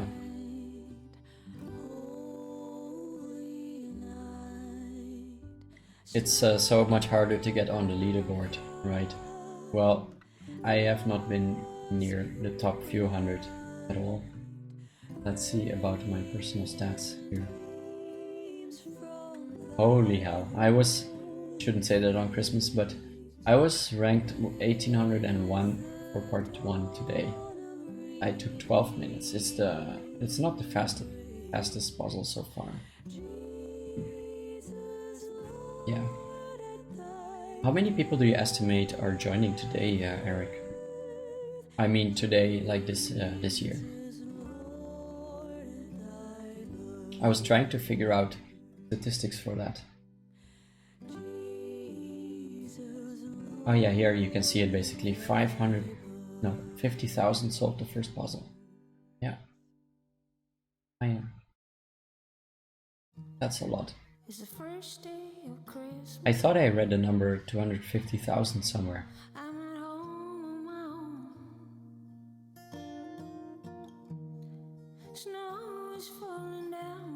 250,000 users.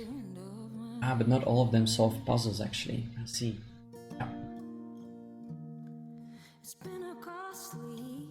Yeah, okay, so over the course of the year, people come in and solve more puzzles perhaps. Do you have any sort of analytics going on your page? Do you like do demographics and analysis of your users? Do you find any interesting things? Yeah?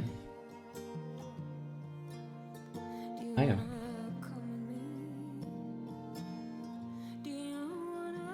It would also be interesting to see comparisons between different languages, like average solution length, how long did it take for people to solve problems in C or Python, sort of stuff. You get traffic from everywhere. I see. I am. Your sources. Yeah. And what's been surprising to you about the whole operation of running Advent of Code, or what's something that people might not know about organizing Advent of Code that you thought was really cool?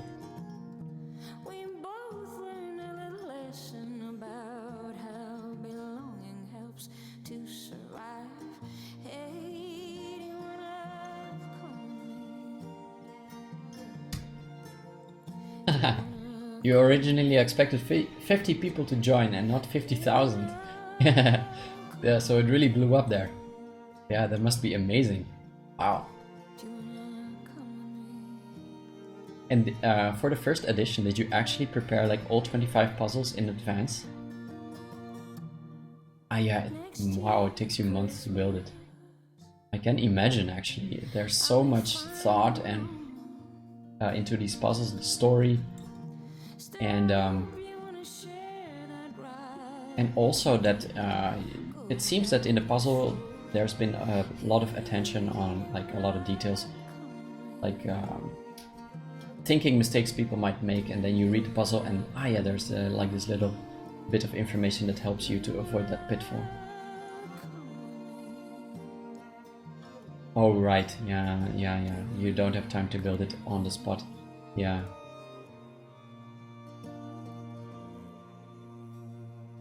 Yeah. Yeah, and especially now that more than 50,000 people are joining, like it must be quite a bit of pressure on you. Do you feel like stressed out about it, or are you taking it in a more chill way?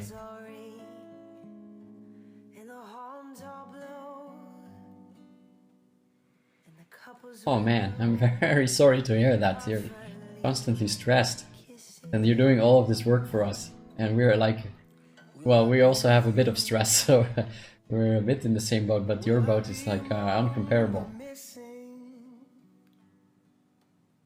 I'm very sorry to hear that it takes you so much stress. Is there anything that people can do to help you to make this whole operation a little bit more easy? I know you have a donation page going on, AOC++. But yeah, that's monetary help, right? Doesn't help you with stress. You have people helping, yeah. Is there any help that you're still lacking at the moment?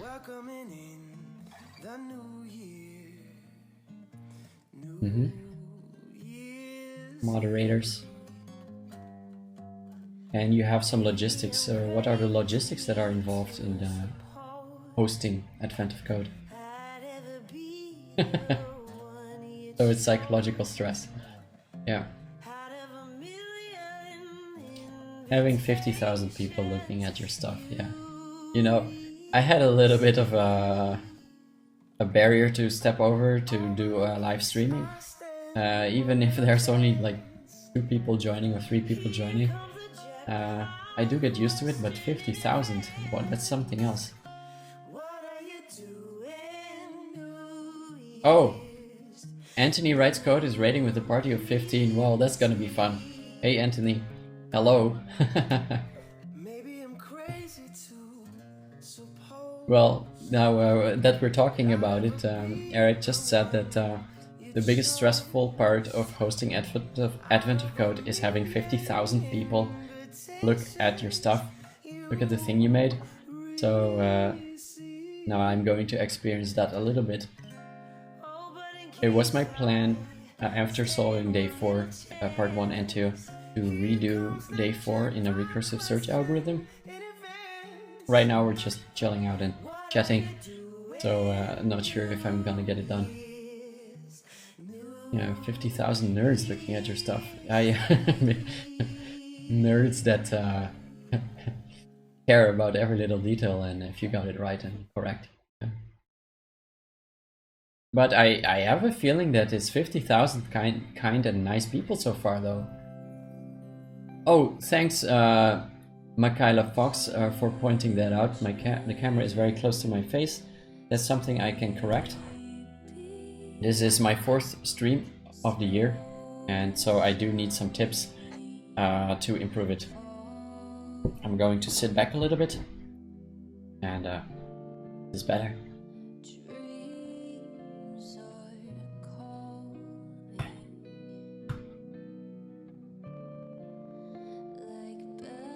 Thanks, Anthony. Yeah, I drew the snow professionally. Yeah, it's I made this little trick, I really liked it. I don't have a fancy overlay tool, I just use OBS. But there's a feature called Automatic Scene Switcher, and I set it up so that if I focus on PyCharm, it's going to a different scene, and when I'm focusing on the browser, it's going to another one. So I have two scenes where the chat moves to the other side. And the chat jumps from the left to the right. Is that annoying at all?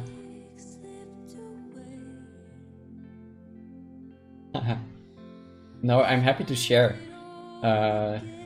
Also the snow, by the way, it's not in my editor, it's just an overlay of video.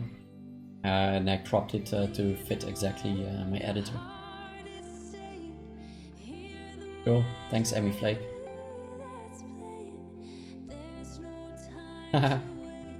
I have some more features I can show you that you might be interested in. So what I also have is I have a writing tablet, also called an iPad. I'm avoiding that word because it sounds snobby. But I do have an iPad set up, and I can actually show you the content of my screen like this. It's being overlaid. I'm airplaying the contents of my iPad to Air Server, which is running on my Mac. Then I'm capturing that window onto the screen. So I can actually like draw stuff, and I use this a lot at work. If we're dealing with a very difficult problem, then I can just like draw diagrams and say like, oh, okay, we have this database problem and we have a bunch of records and a bunch of them are like incorrect, and okay, so we're going to filter these records and put them in a different table, that sort of stuff. And it really helps to understand your problem better because you have something visual, so it's offloaded from your brain, and this way I can also share it with people. Well, there's only one problem, and that is that the output is jumping sometimes, and I don't know why. It seems to be caused by OBS. It's not a problem with Air Server or the iPad. And to switch to the iPad scene, I didn't know how to do that. Well, there is of course the scene switching buttons on OBS, but they're very small and tiny. But I opened a preview window with an iPad photo on it. I'll see if I can show that. Yeah, I'm dragging it now to my other screen. So it looks like this. You can see it in the background, and when I click on it, it goes to the iPad scene. Yeah, how I have all this set up but only 170 views? That's because I set it all up before I even had a viewer. I just enjoy doing this, and yeah, it's just fun. But please take any of my ideas if you want. We can also do a Skype session and help you set it up the way that I have it. It's not that hard actually. And so you got 14k views. Viewers or views. Well, that's a lot. Yeah, that's fine. Sure. Thank you very much, Anthony. Anthony writes code. I must say I'm not familiar with your channel, but I think I might have heard your name. Open source overlays. Yeah, I'm not using any overlay. Apparently there are like frames you can download or something. You're more familiar as acetyl. Am I saying that right?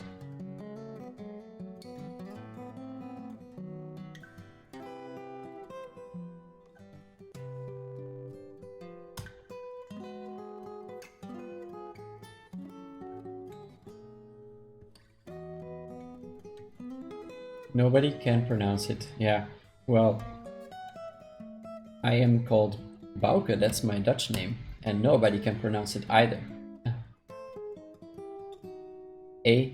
So T-lay.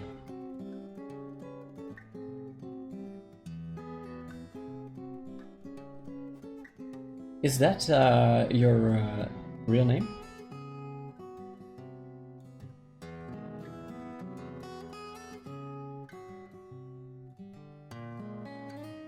Well, I guess your real name is Anthony.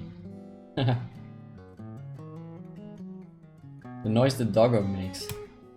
Maybe certain strains. Time is passing by, I might not have time to actually do this recursive thing. Yeah. If I've ever used Flake 8, PyTest, or Precommit, or Tox, you've probably run my code. I don't do Python a lot, so I'm sorry, but I probably didn't. PyTest? I'm not sure. Maybe. Is this PyTest? No, I guess it's not. This is just built-in stuff.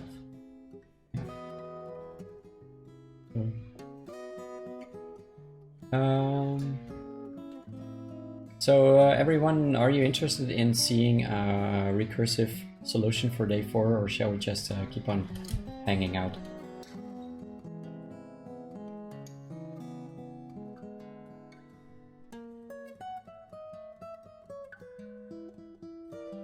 By the way, I noticed that I'm moving towards my camera every time because the chat is kind of small and I'm trying to read it, so that's why I keep coming closer and closer.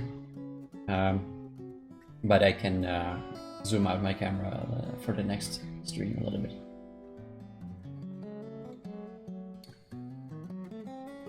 Yeah, well, I haven't seen anything yet, so take whatever. Okay, well, what we also can do is to share some of your code. It's what I did a few days ago. It was a lot of fun. Is there anyone right now online who is willing to paste their code? Eric just gave a nice tool that we can use for that. It's called Paste. If you would just paste your code in there, I'm gonna copy it and show it in my editor, and we can kind of go through. Yeah, for today's, if you want, or yesterday, whatever. If you're considering streaming, it depends how fancy you want to make it. The more fancy you want to make it, the more work it is. If you just use your built-in webcam and built-in sound, and you do just screen sharing and you just share your whole screen, that's fine. It's not gonna take you a lot of time. I think you can get it set up in like just a few minutes. The overlays is also fairly easy. You just open OBS, add your camera, add your primary screen. That's it. You can't pay. Oh, maybe you can. Well, okay, that's some feedback I might need to give to Anthony. To Eric. That we cannot paste too much in the chat, but you can use a URL shortener maybe, like Google. What is it again? Don't blame Anthony. Okay, it's made in Rust. Okay, well, you're lucky that I can't read it, so that you can do a bit of code sharing with us.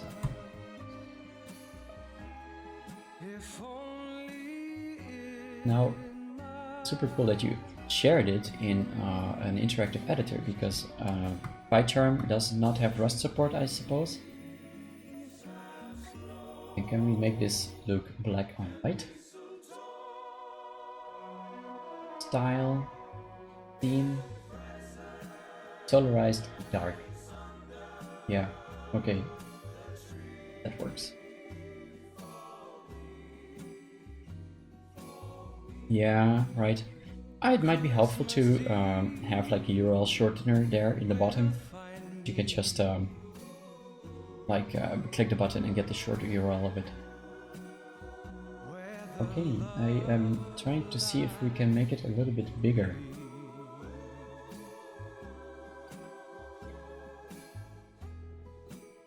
Looks like we can't. But it's not a lot of code anyway. So, we have an input. I have a colleague who wrote Rust and he shared his work yesterday. So, not the first time I see Rust, but I am not familiar with it. Okay. Still trying to figure out how to cleanly do input parsing in Rust. Press the close button in the bottom panel. Ah, great, thanks. That's a lot better. Okay, so let me give it a shot and see if I can understand what you're doing here. So, you have two numbers and you're going to parse them. Okay, well, there's a funny thing. Why do you actually need to parse your string? Well, maybe it's laziness, but I just basically put my string, or my input, directly in the code in the way I needed it. Yeah, I guess it's more kind of correct to do it this way, so you can actually pass input from the outside, depending on what you're trying to achieve. Okay, so you're finding the dash. Ah, yeah, so it's for consistency. Yeah, that's also a nice thing. So you're finding the dash and then you do unwrap. What does that mean, unwrap? Does that give you some kind of iterator? Input from 0 till the split point. Ah, so you're actually getting a split point. Like unwrapping a gift. I think you're in a funny mode today, Michaela Fox. Yeah. Okay, so you know where the dash is and you're splitting in some way. Unwrap is ignore errors. Ah, right. Yeah, I've seen that Rust functions return an output and an error always. Is that the case? So you have split. And then you're going to take all the input from the 0 position to the split position and you're going to parse it. And parse is a function that you did not write because I don't see it here. So it must be a built-in function. And I guess it means that it would parse it as an integer, I suppose. And again, you're ignoring output, ignoring errors. And here you do the same from the position afterwards. So from this code, it looks like Rust might not have a split by character function built in. And then you have mutable variables that you're assigning, and they have a type. They are unsigned integers of 32 bits. And you're going to... yeah, those are your ranges, and you're going to iterate over all of the possible passwords between those two ranges. And now is the question, does your range include the last password also, or is it excluded?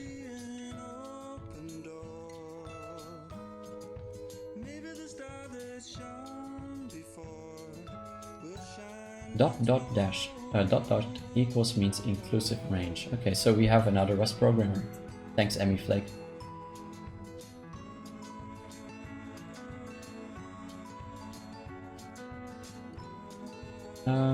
Okay, so we have a check for doubles and we have a check for long. Long means... what does long mean? Long is true if D is bigger than the last, we have something... whoa, what's going on here? We're looping while n is bigger than 0 and n is the password. I see what you're doing. Okay, so you're actually working with integers, and this is a comment. We can write comments like this. So you have an integer, and to get number 1 out of that integer, you're actually going to do a division by 10 and so you're working with the last number. So you're doing a division by 10 and then take that last number, and that's the digit you're looking at. So you're probably going to loop over this password from the right to the left. And you're keeping track of the last number that you had. And the last one you had is 10, which is higher than any number you might find here because you're looking at single digits. Like a manga, yes. Japanese comics go from right to left. Luckily still from top to bottom. So you take the last digit, and if you compare it with the previous one, so if your last digit is bigger than the one before, then it means... No, if the current digit is bigger than the one after it, it means you're actually decreasing, which means that the password is not monotonic and not monotonous, as I was saying before. And then you continue with the outer loop. That means you're going to try the next password, and you have a label here called outer.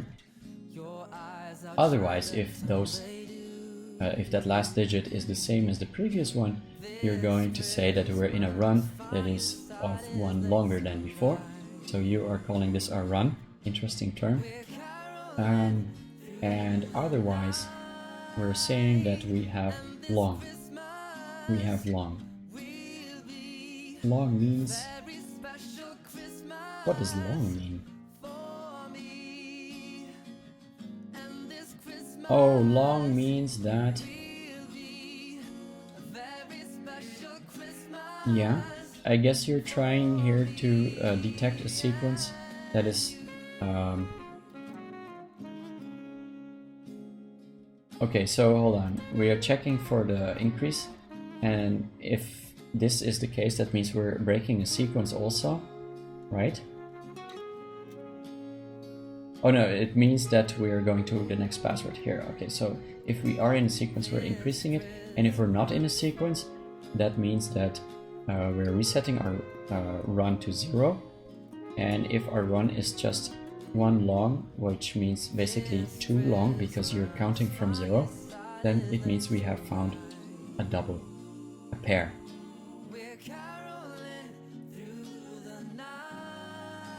Yeah, okay. I'll ignore 1, sure. So if you have a run of 1, if you have a run is 1, which means that your run length is 2, then it means you have a double and you found a match. And this I should ignore. And if we have a double, that means that the number of passwords found is more than 1. And then you print the number of passwords found for part 1 and part 2. Cool. Let's run it. Oh, so you cannot write comments the way I did it? Then it's like this.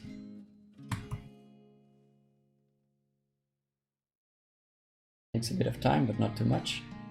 And then let's see if it works on my input also.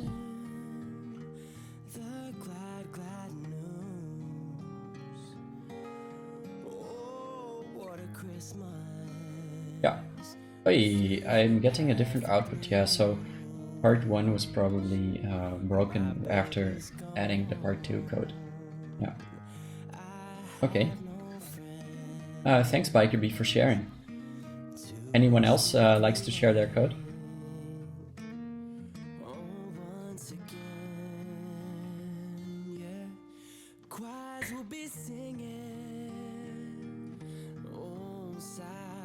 Emiflake. Haskell. Wow. Okay, that will be cool. I love Haskell. I don't program in it. I don't program in Haskell because it's too kind of it takes too much of my brain. 1 hour of Haskell equals 1 working day for me, so I don't use it, but it's amazing. Anthony says mine's bad, lol, but did it work?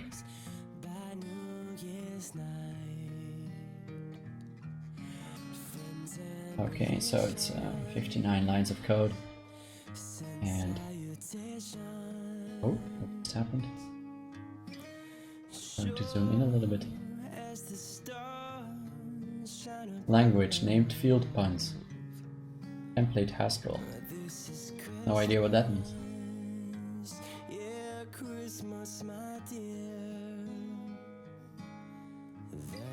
Anthony, I see that your chat contains backticks a lot. What's happening with your keyboard?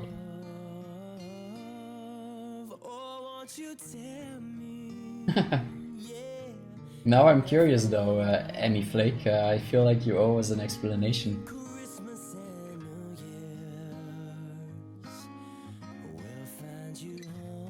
Yeah, it would be cool if you could just paste your code into Twitch, but Twitch is really not a code platform, it's a gaming platform. I really see the limitations of using Twitch for streaming code. Like, I can't even choose a category called Python. There's only games in the category list. So those are kind of record syntax instructs. So they add language features to Haskell, is that what it's doing? Time to move to Mixer. That's the Microsoft platform. Okay, wow, it's cool that you can enable language features. It's like macros in C or something. I don't write C, so I have no idea what I'm talking about. So we have a module and we do some imports, I'll ignore that. And here we have a function, digits. Oh, it's a variable digits. And we're reading the input and we're mapping it. Well, I'm not sure I know what this is doing. I guess this might set up an infinite list of strings, integers. Takes a single integer and returns a list of integers. Okay.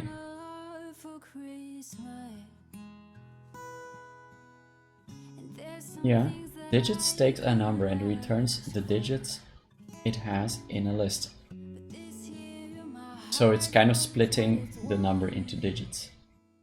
Right. And this is a function composition with show. And I don't know what show does. Could you explain?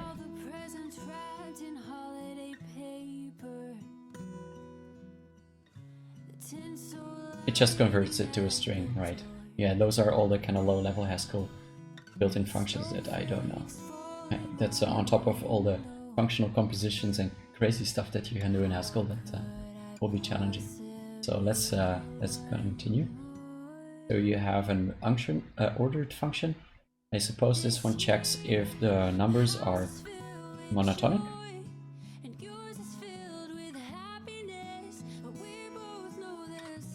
You have predicates for part 1. And you're seeing that there's a double in there and that they are ordered, so to say. It's interesting actually that you consider the monotonicness of the password as just a matter of the digits being ordered. It's very easy to think about it that way, because you could just sort the numbers and see that they're in the same order as the password. Cool. So you do a check composition with digits and check does check do?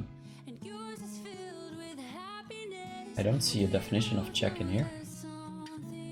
That means it might be imported.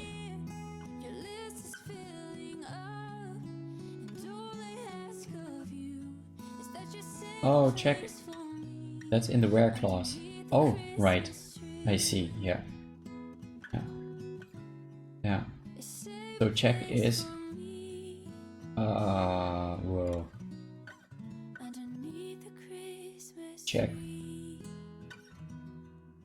the composition of, oh yeah, okay, I can't read this. I'm sorry. But I guess on a high level you're checking that the digits are ordered and also you apply the double check on it. Yeah. And the second predicate is that they are ordered and you do a triple check. And what does triple check do? Checks that any of the groups, so you have groups that probably returns pairs of digits. Group can be found. I guess group is a built-in function. That any of the group has length 2. Yeah, so grouping would basically group all of those values in a list that have the same value, kind of. Yeah. So you're kind of creating equality classes if you're coming from set theory. It creates equality classes and you can go over them and see all the elements in it. And if there's any of them that has length 2, it means that your check for part 2 is passing. Yeah, so you don't need to check if the matching digits that you found are part of a larger group. You just check if there's any group that is length 2. Yeah, so I see that you're approaching this problem in a very kind of high level kind of way. So what I did, I just like looped over all of the digits and then just look left and right and I keep track of stuff. But what you're doing is you're kind of slicing and dicing your input into certain ways, and you're looking at those groups and you're looking at the order, and you're kind of trying to see bigger patterns in your input and then matching those patterns. It's a very different approach from an imperative solution, the way I did it. I like that. That's the fun of looking at different people's solutions.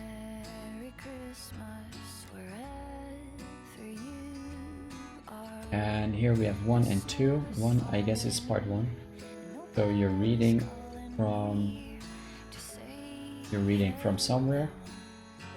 You're defining a function. Okay, you have a and b, and you're reading it from somewhere, splitting it by a dash, and then you apply. Where do you actually count? Where do you count?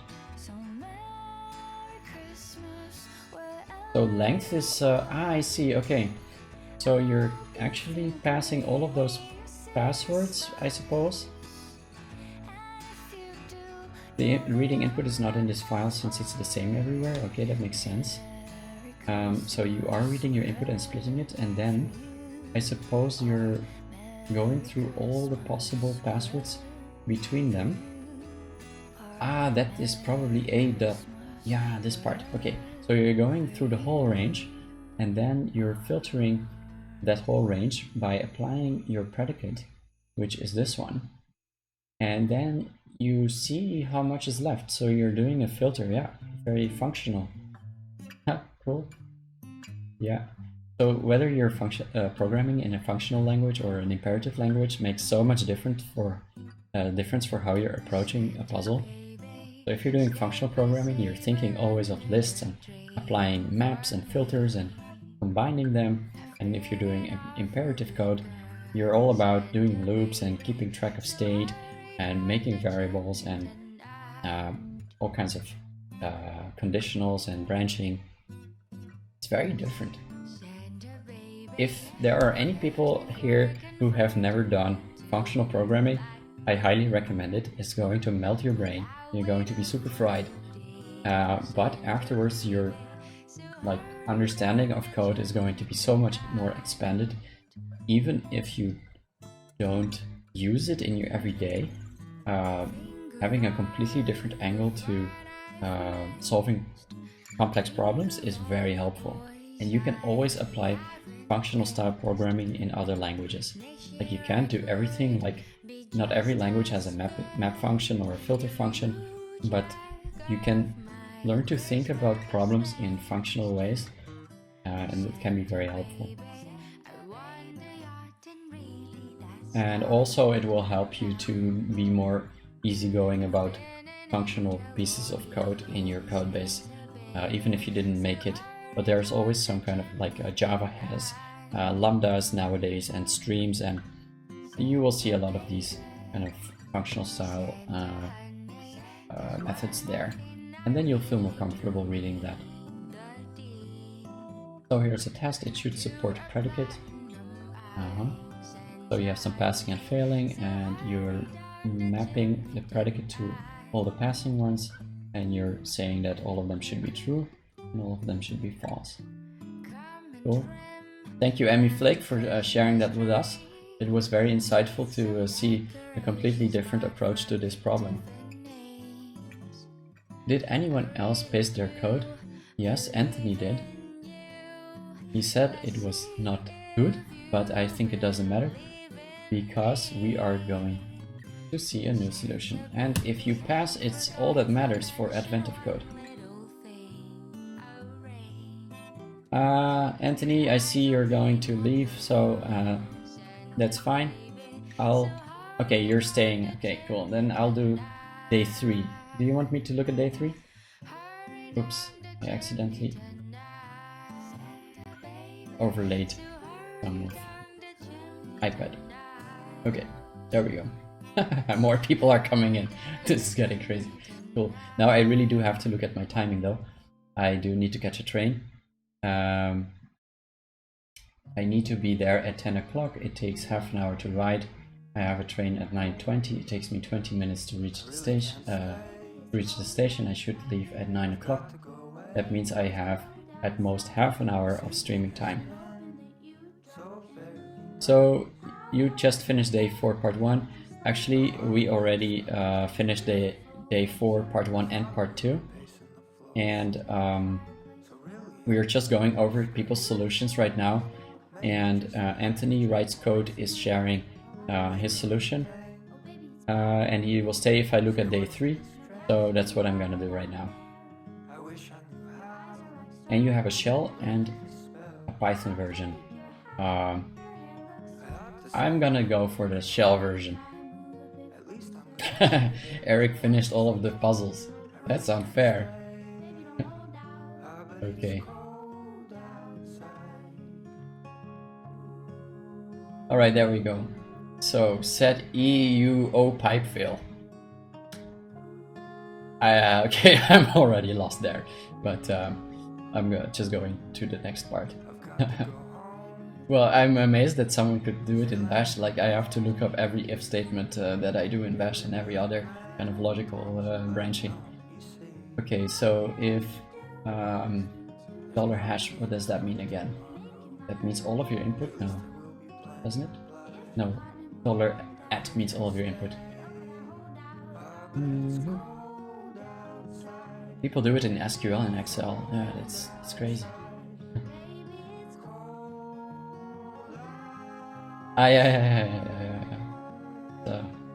The problem with Bash is that the way the syntax just doesn't make any sense. There's like no logic to it. Like fee. Okay, so you're reading the input and you have 2 inputs and... Oh, wait, we're doing day 3, right, not day 4. That's why I'm a bit confused. So that is the one with the wires and you're tracing wires. So you're reading all of the input and you're parsing the direction and the magnitude out of every line segment.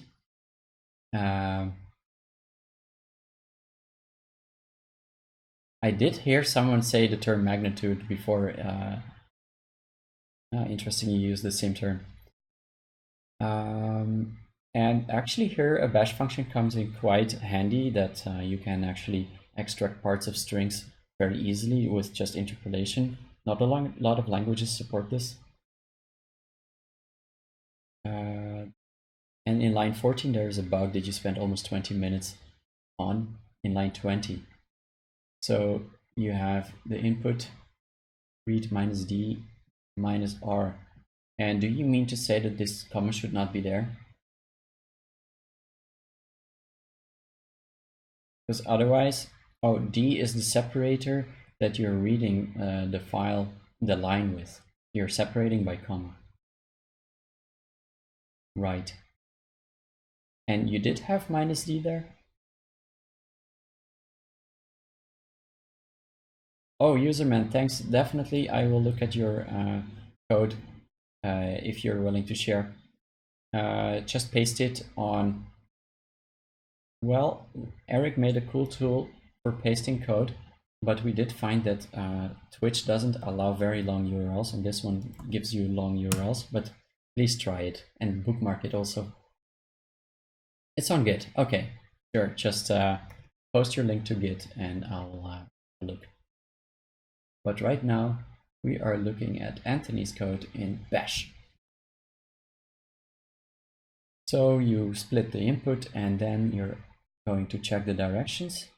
And then you're setting a variable x to +1.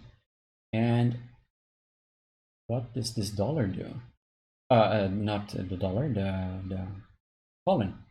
Could you explain, Anthony? For those of us who don't know Bash. I do see, however, that you're using a grid array, which is some kind of associative array. That's amazing. I didn't know that Bash had support for that. colon is an alias to true. True? Then true. I'm not sure I get it at this point. The reason you need it is because x++, if it's non-zero, it exits in the script. Yeah, right. So at the top here, you're setting E, which means that if any subscript of your bash script is failing, then you're going to exit. Yes, we're doing bash right now. It's a very handy flag. I do remember that. If you're calling other scripts from your bash and they fail and then bash will just continue, it's like horrible. Who would ever want that? So this flag can help you to prevent that. But then there are apparently cases where you do need to kind of go against it. In the case where you're running a subshell and adding 1 to x. And if it's non-zero, it would exit the script. But does this subshell return a non-zero exit code for just adding numbers?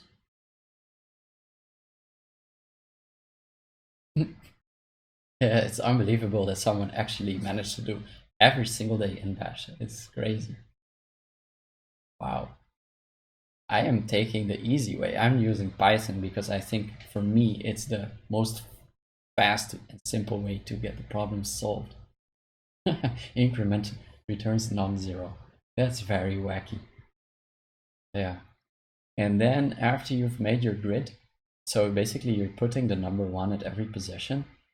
So you have a whole grid with ones, and then you're done. And then you have a second loop. But do you need this actually? Your grid is basically a set, just mapping out the line. Yeah, right? So you know all the lines, but you're not keeping track of the intersections. So it seems like you're going to do that separately.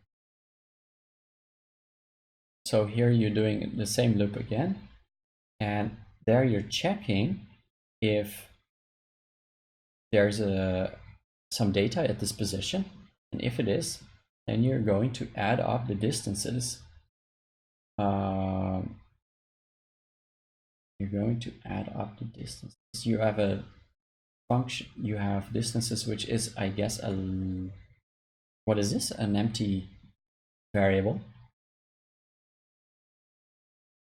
You compute the second intersection when you map out the second line. Ah, yeah, of course. There are 2 lines, 2 wires.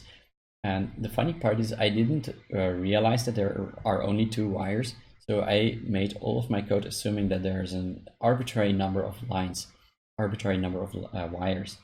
And the fact that you can know that there are only 2 wires and you can optimize for that makes it a bit easier in some way. Unless, of course, part 2 would turn out to have arbitrary numbers of wires. That would completely mess up your previous code. But we know from Advent of Code that input never changes for the second part, so you can always make safe assumptions about your input. At least if I'm wrong, if I'm not wrong, if I am, please let me know. So we're doing again a loop over the second line. Yeah, here is line number 2. And then if we hit a position that was already set, then we're going to add something to distances. And we're going to add, I guess you're doing probably an absolute, like a Manhattan distance or something.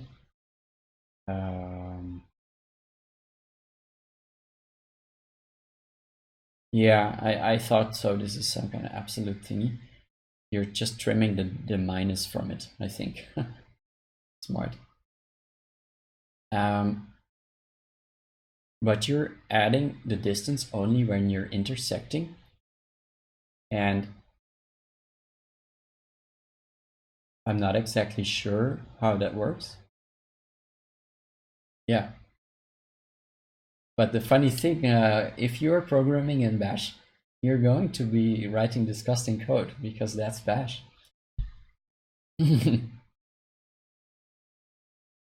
There's no way to write clean bash code. My provocative statement for today. But it's possible to write anything in bash. That's the kind of upside to it. Also, my min at the end, because I don't know how large ints can be in bash. Okay. I see here. Right. Okay. But I don't understand exactly why you're adding the Manhattan distance. Oh, it's a list. I see. You have a list of distances. You might have told me in the chat in case I didn't see it. Yeah, so it's a list of distances. It's nice that you're using meaningful variable names here. And you're adding to the list the Manhattan distance. And then you have candidates. They are basically candidates. You're iterating over all of them. Currently, you can do that in bash. And if you are less than the minimum, then you have found the candidate and you echo it. Well, amazing. Congratulations, Anthony, for writing it in bash and solving it. Did you write it first in Python and then redo it? Did you redo it in bash, or did you start in bash? Okay, I see. Right. Yeah, I guess it helps if you know where you're going before doing it in bash, because you're gonna be stuck on so many bashy things that are gonna make you bash your head against the keyboard. That's why it's called bash, I guess. And that you're not sure if your code is working, or like if you have a bug in the syntax or in the algorithm. Okay, someone else asked, userman2 asked to review their code. I will do that. I have a little bit of time left. Eric Wassel is posting a status on Twitter. Let's see what's that about. I decided to solve Advent of Code Day 2 in BASIC on my Apple II. Wow, amazing. I don't have Twitter, so I can't like it, but it's very impressive. You can actually see code. Wow, people are doing unbelievable things here. Userman, where is your... Yeah, I found it. Copy link add. Okay, so we have part 1 and part 2. You have the input and you have some notes. Just checking the notes. And you copied the core requirements into a node.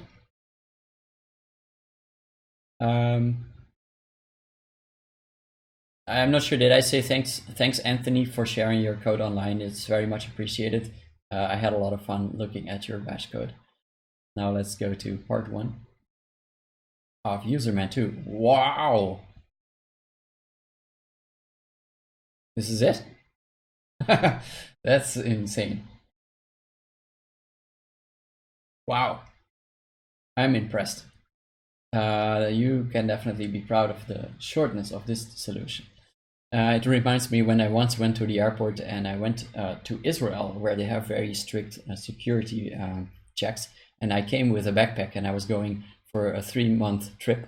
And the guy, the soldier with a big automatic rifle, told me, "Where's your luggage?" I'm like, "Well, this is my luggage. It's my backpack." He's like, "Where's the rest of it?"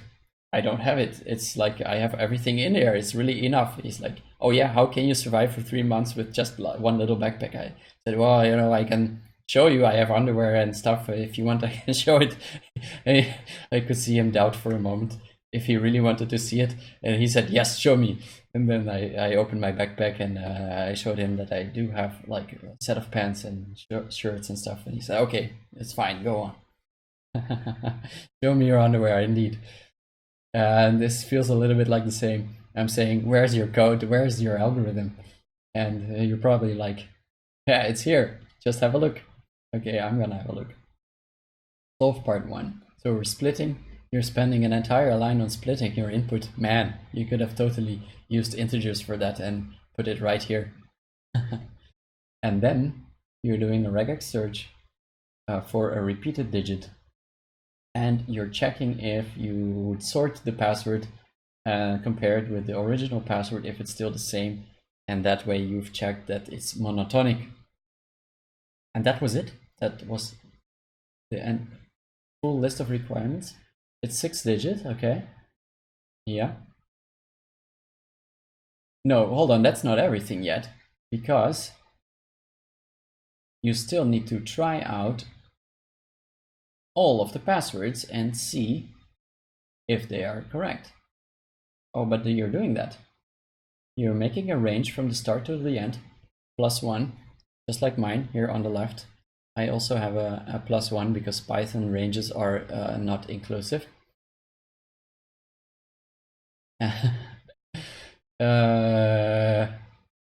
Please range map int data split. Yeah. You could inline it also, of course. Map int to data split. That's actually a cool way to do everything here. Yeah, you could of course do 2 integers, but this is fun. And so you have an exclusive range, and you're going to use map. Wait, what are you mapping? You're mapping string. Okay, so you're converting all of the password candidates into strings. Then you're going to apply a regex and sort them. And you're checking if it's is sorted the same as the password. And you're doing 1 for each of them. So instead of length, you could have done a filter, or is there no filter function in Python? Wait, yeah, there is a filter. It's basically this if statement. That's the filter right there. So you could have done a length, like len, and then just the map, the for comprehension with the if statement. Yeah, it's quite nice. I like it. It's unbelievable that it's actually such a simple problem. If you look at my solution, like it's a loop, and loops are always long. You have to keep track of state inside and outside, and make switches and stuff, and then in the end check it. So, and that's actually excluding the part where I have to go through over all of them, and that's where what I do here in the count. Here I'm doing a count, but yeah, obviously I could have done this in a filter. I could have just done like a return length of, and then password in the range if self is valid. Just close the menu here, like that.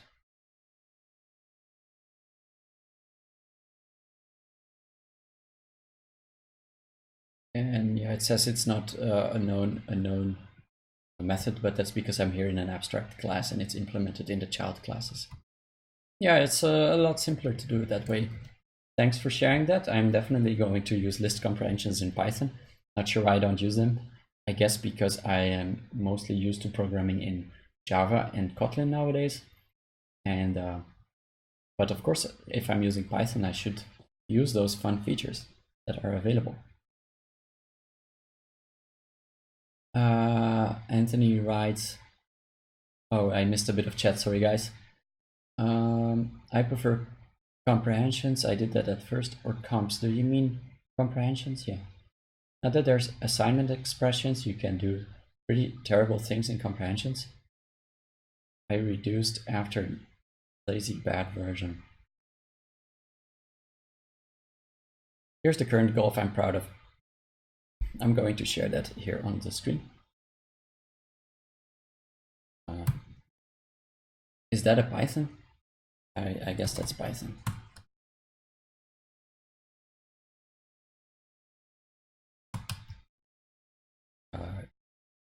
Credit to Anthony writes code.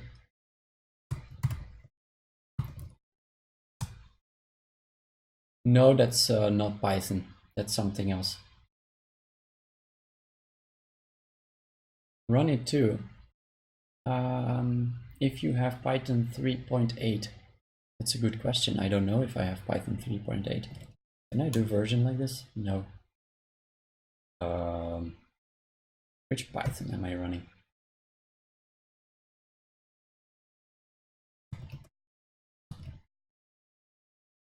Project Interpreter Python 3.7. Nope, sorry. I could probably change it. I have a virtual env basically here. Show all, advent of code. I can add another one and see if that works. New location, env 3.8. But I have to actually select the interpreter that I want to use. And I think I don't have one installed right now. And I think that Python 3 on Mac is built into the system. And I don't feel like replacing that right now. I am afraid I would mess up my system at the moment. But maybe I can run it. This is interesting. I'm getting this message. PyCharm would like to access your photos. Does that make any sense? PyCharm would like to access files in your documents folder. Okay. And it would like to access my downloads folder. I hope it's not because of the script that I just pasted in. Probably not. And I have some interface issues. All right, it might be scanning my disk because it's looking for packages or like Python installations. Okay. So we have some playground online. Python 3.8 playground.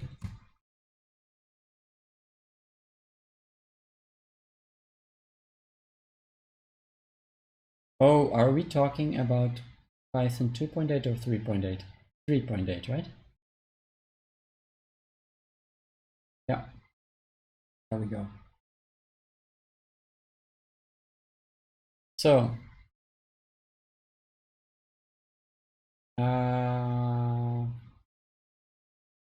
okay, I'm not following all of the chat, so I'm just going to see if I can understand this solution. So we have a Lambda, and it's doing, whoa.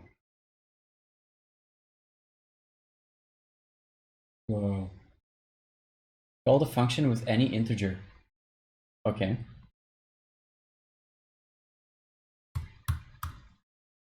One.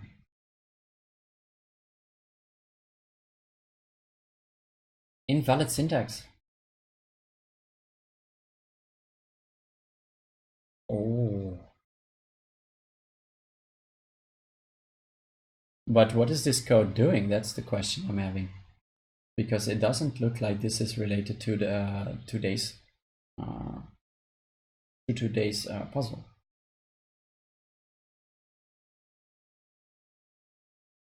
(3.8b).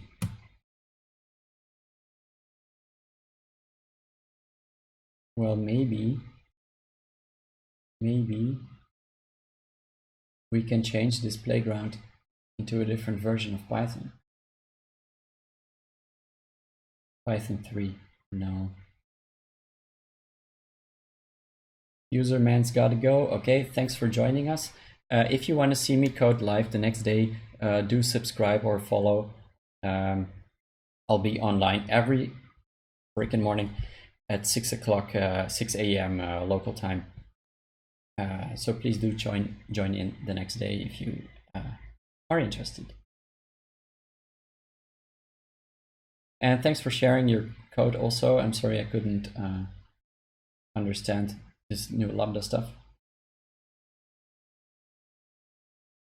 Yeah, right. That's fine. Of course, try to beat your records and get on the top. And then afterwards, we'll hang out and just share our solutions. Yeah. Guys, my time is also running out. I still need to eat breakfast and catch a train. So I'm going to round up also. Thanks all for joining. I'm going to look around and see if there's a fun channel for you guys to hang out. It is is the first time I'm going to try to raid, so I don't know if I know how to do that. I'm happy to host, and happy you were here and sharing your insight and care with us. And I'm happy to do it. You're welcome very much. Do/raid username in the chat is the easiest way once you find a channel. Okay.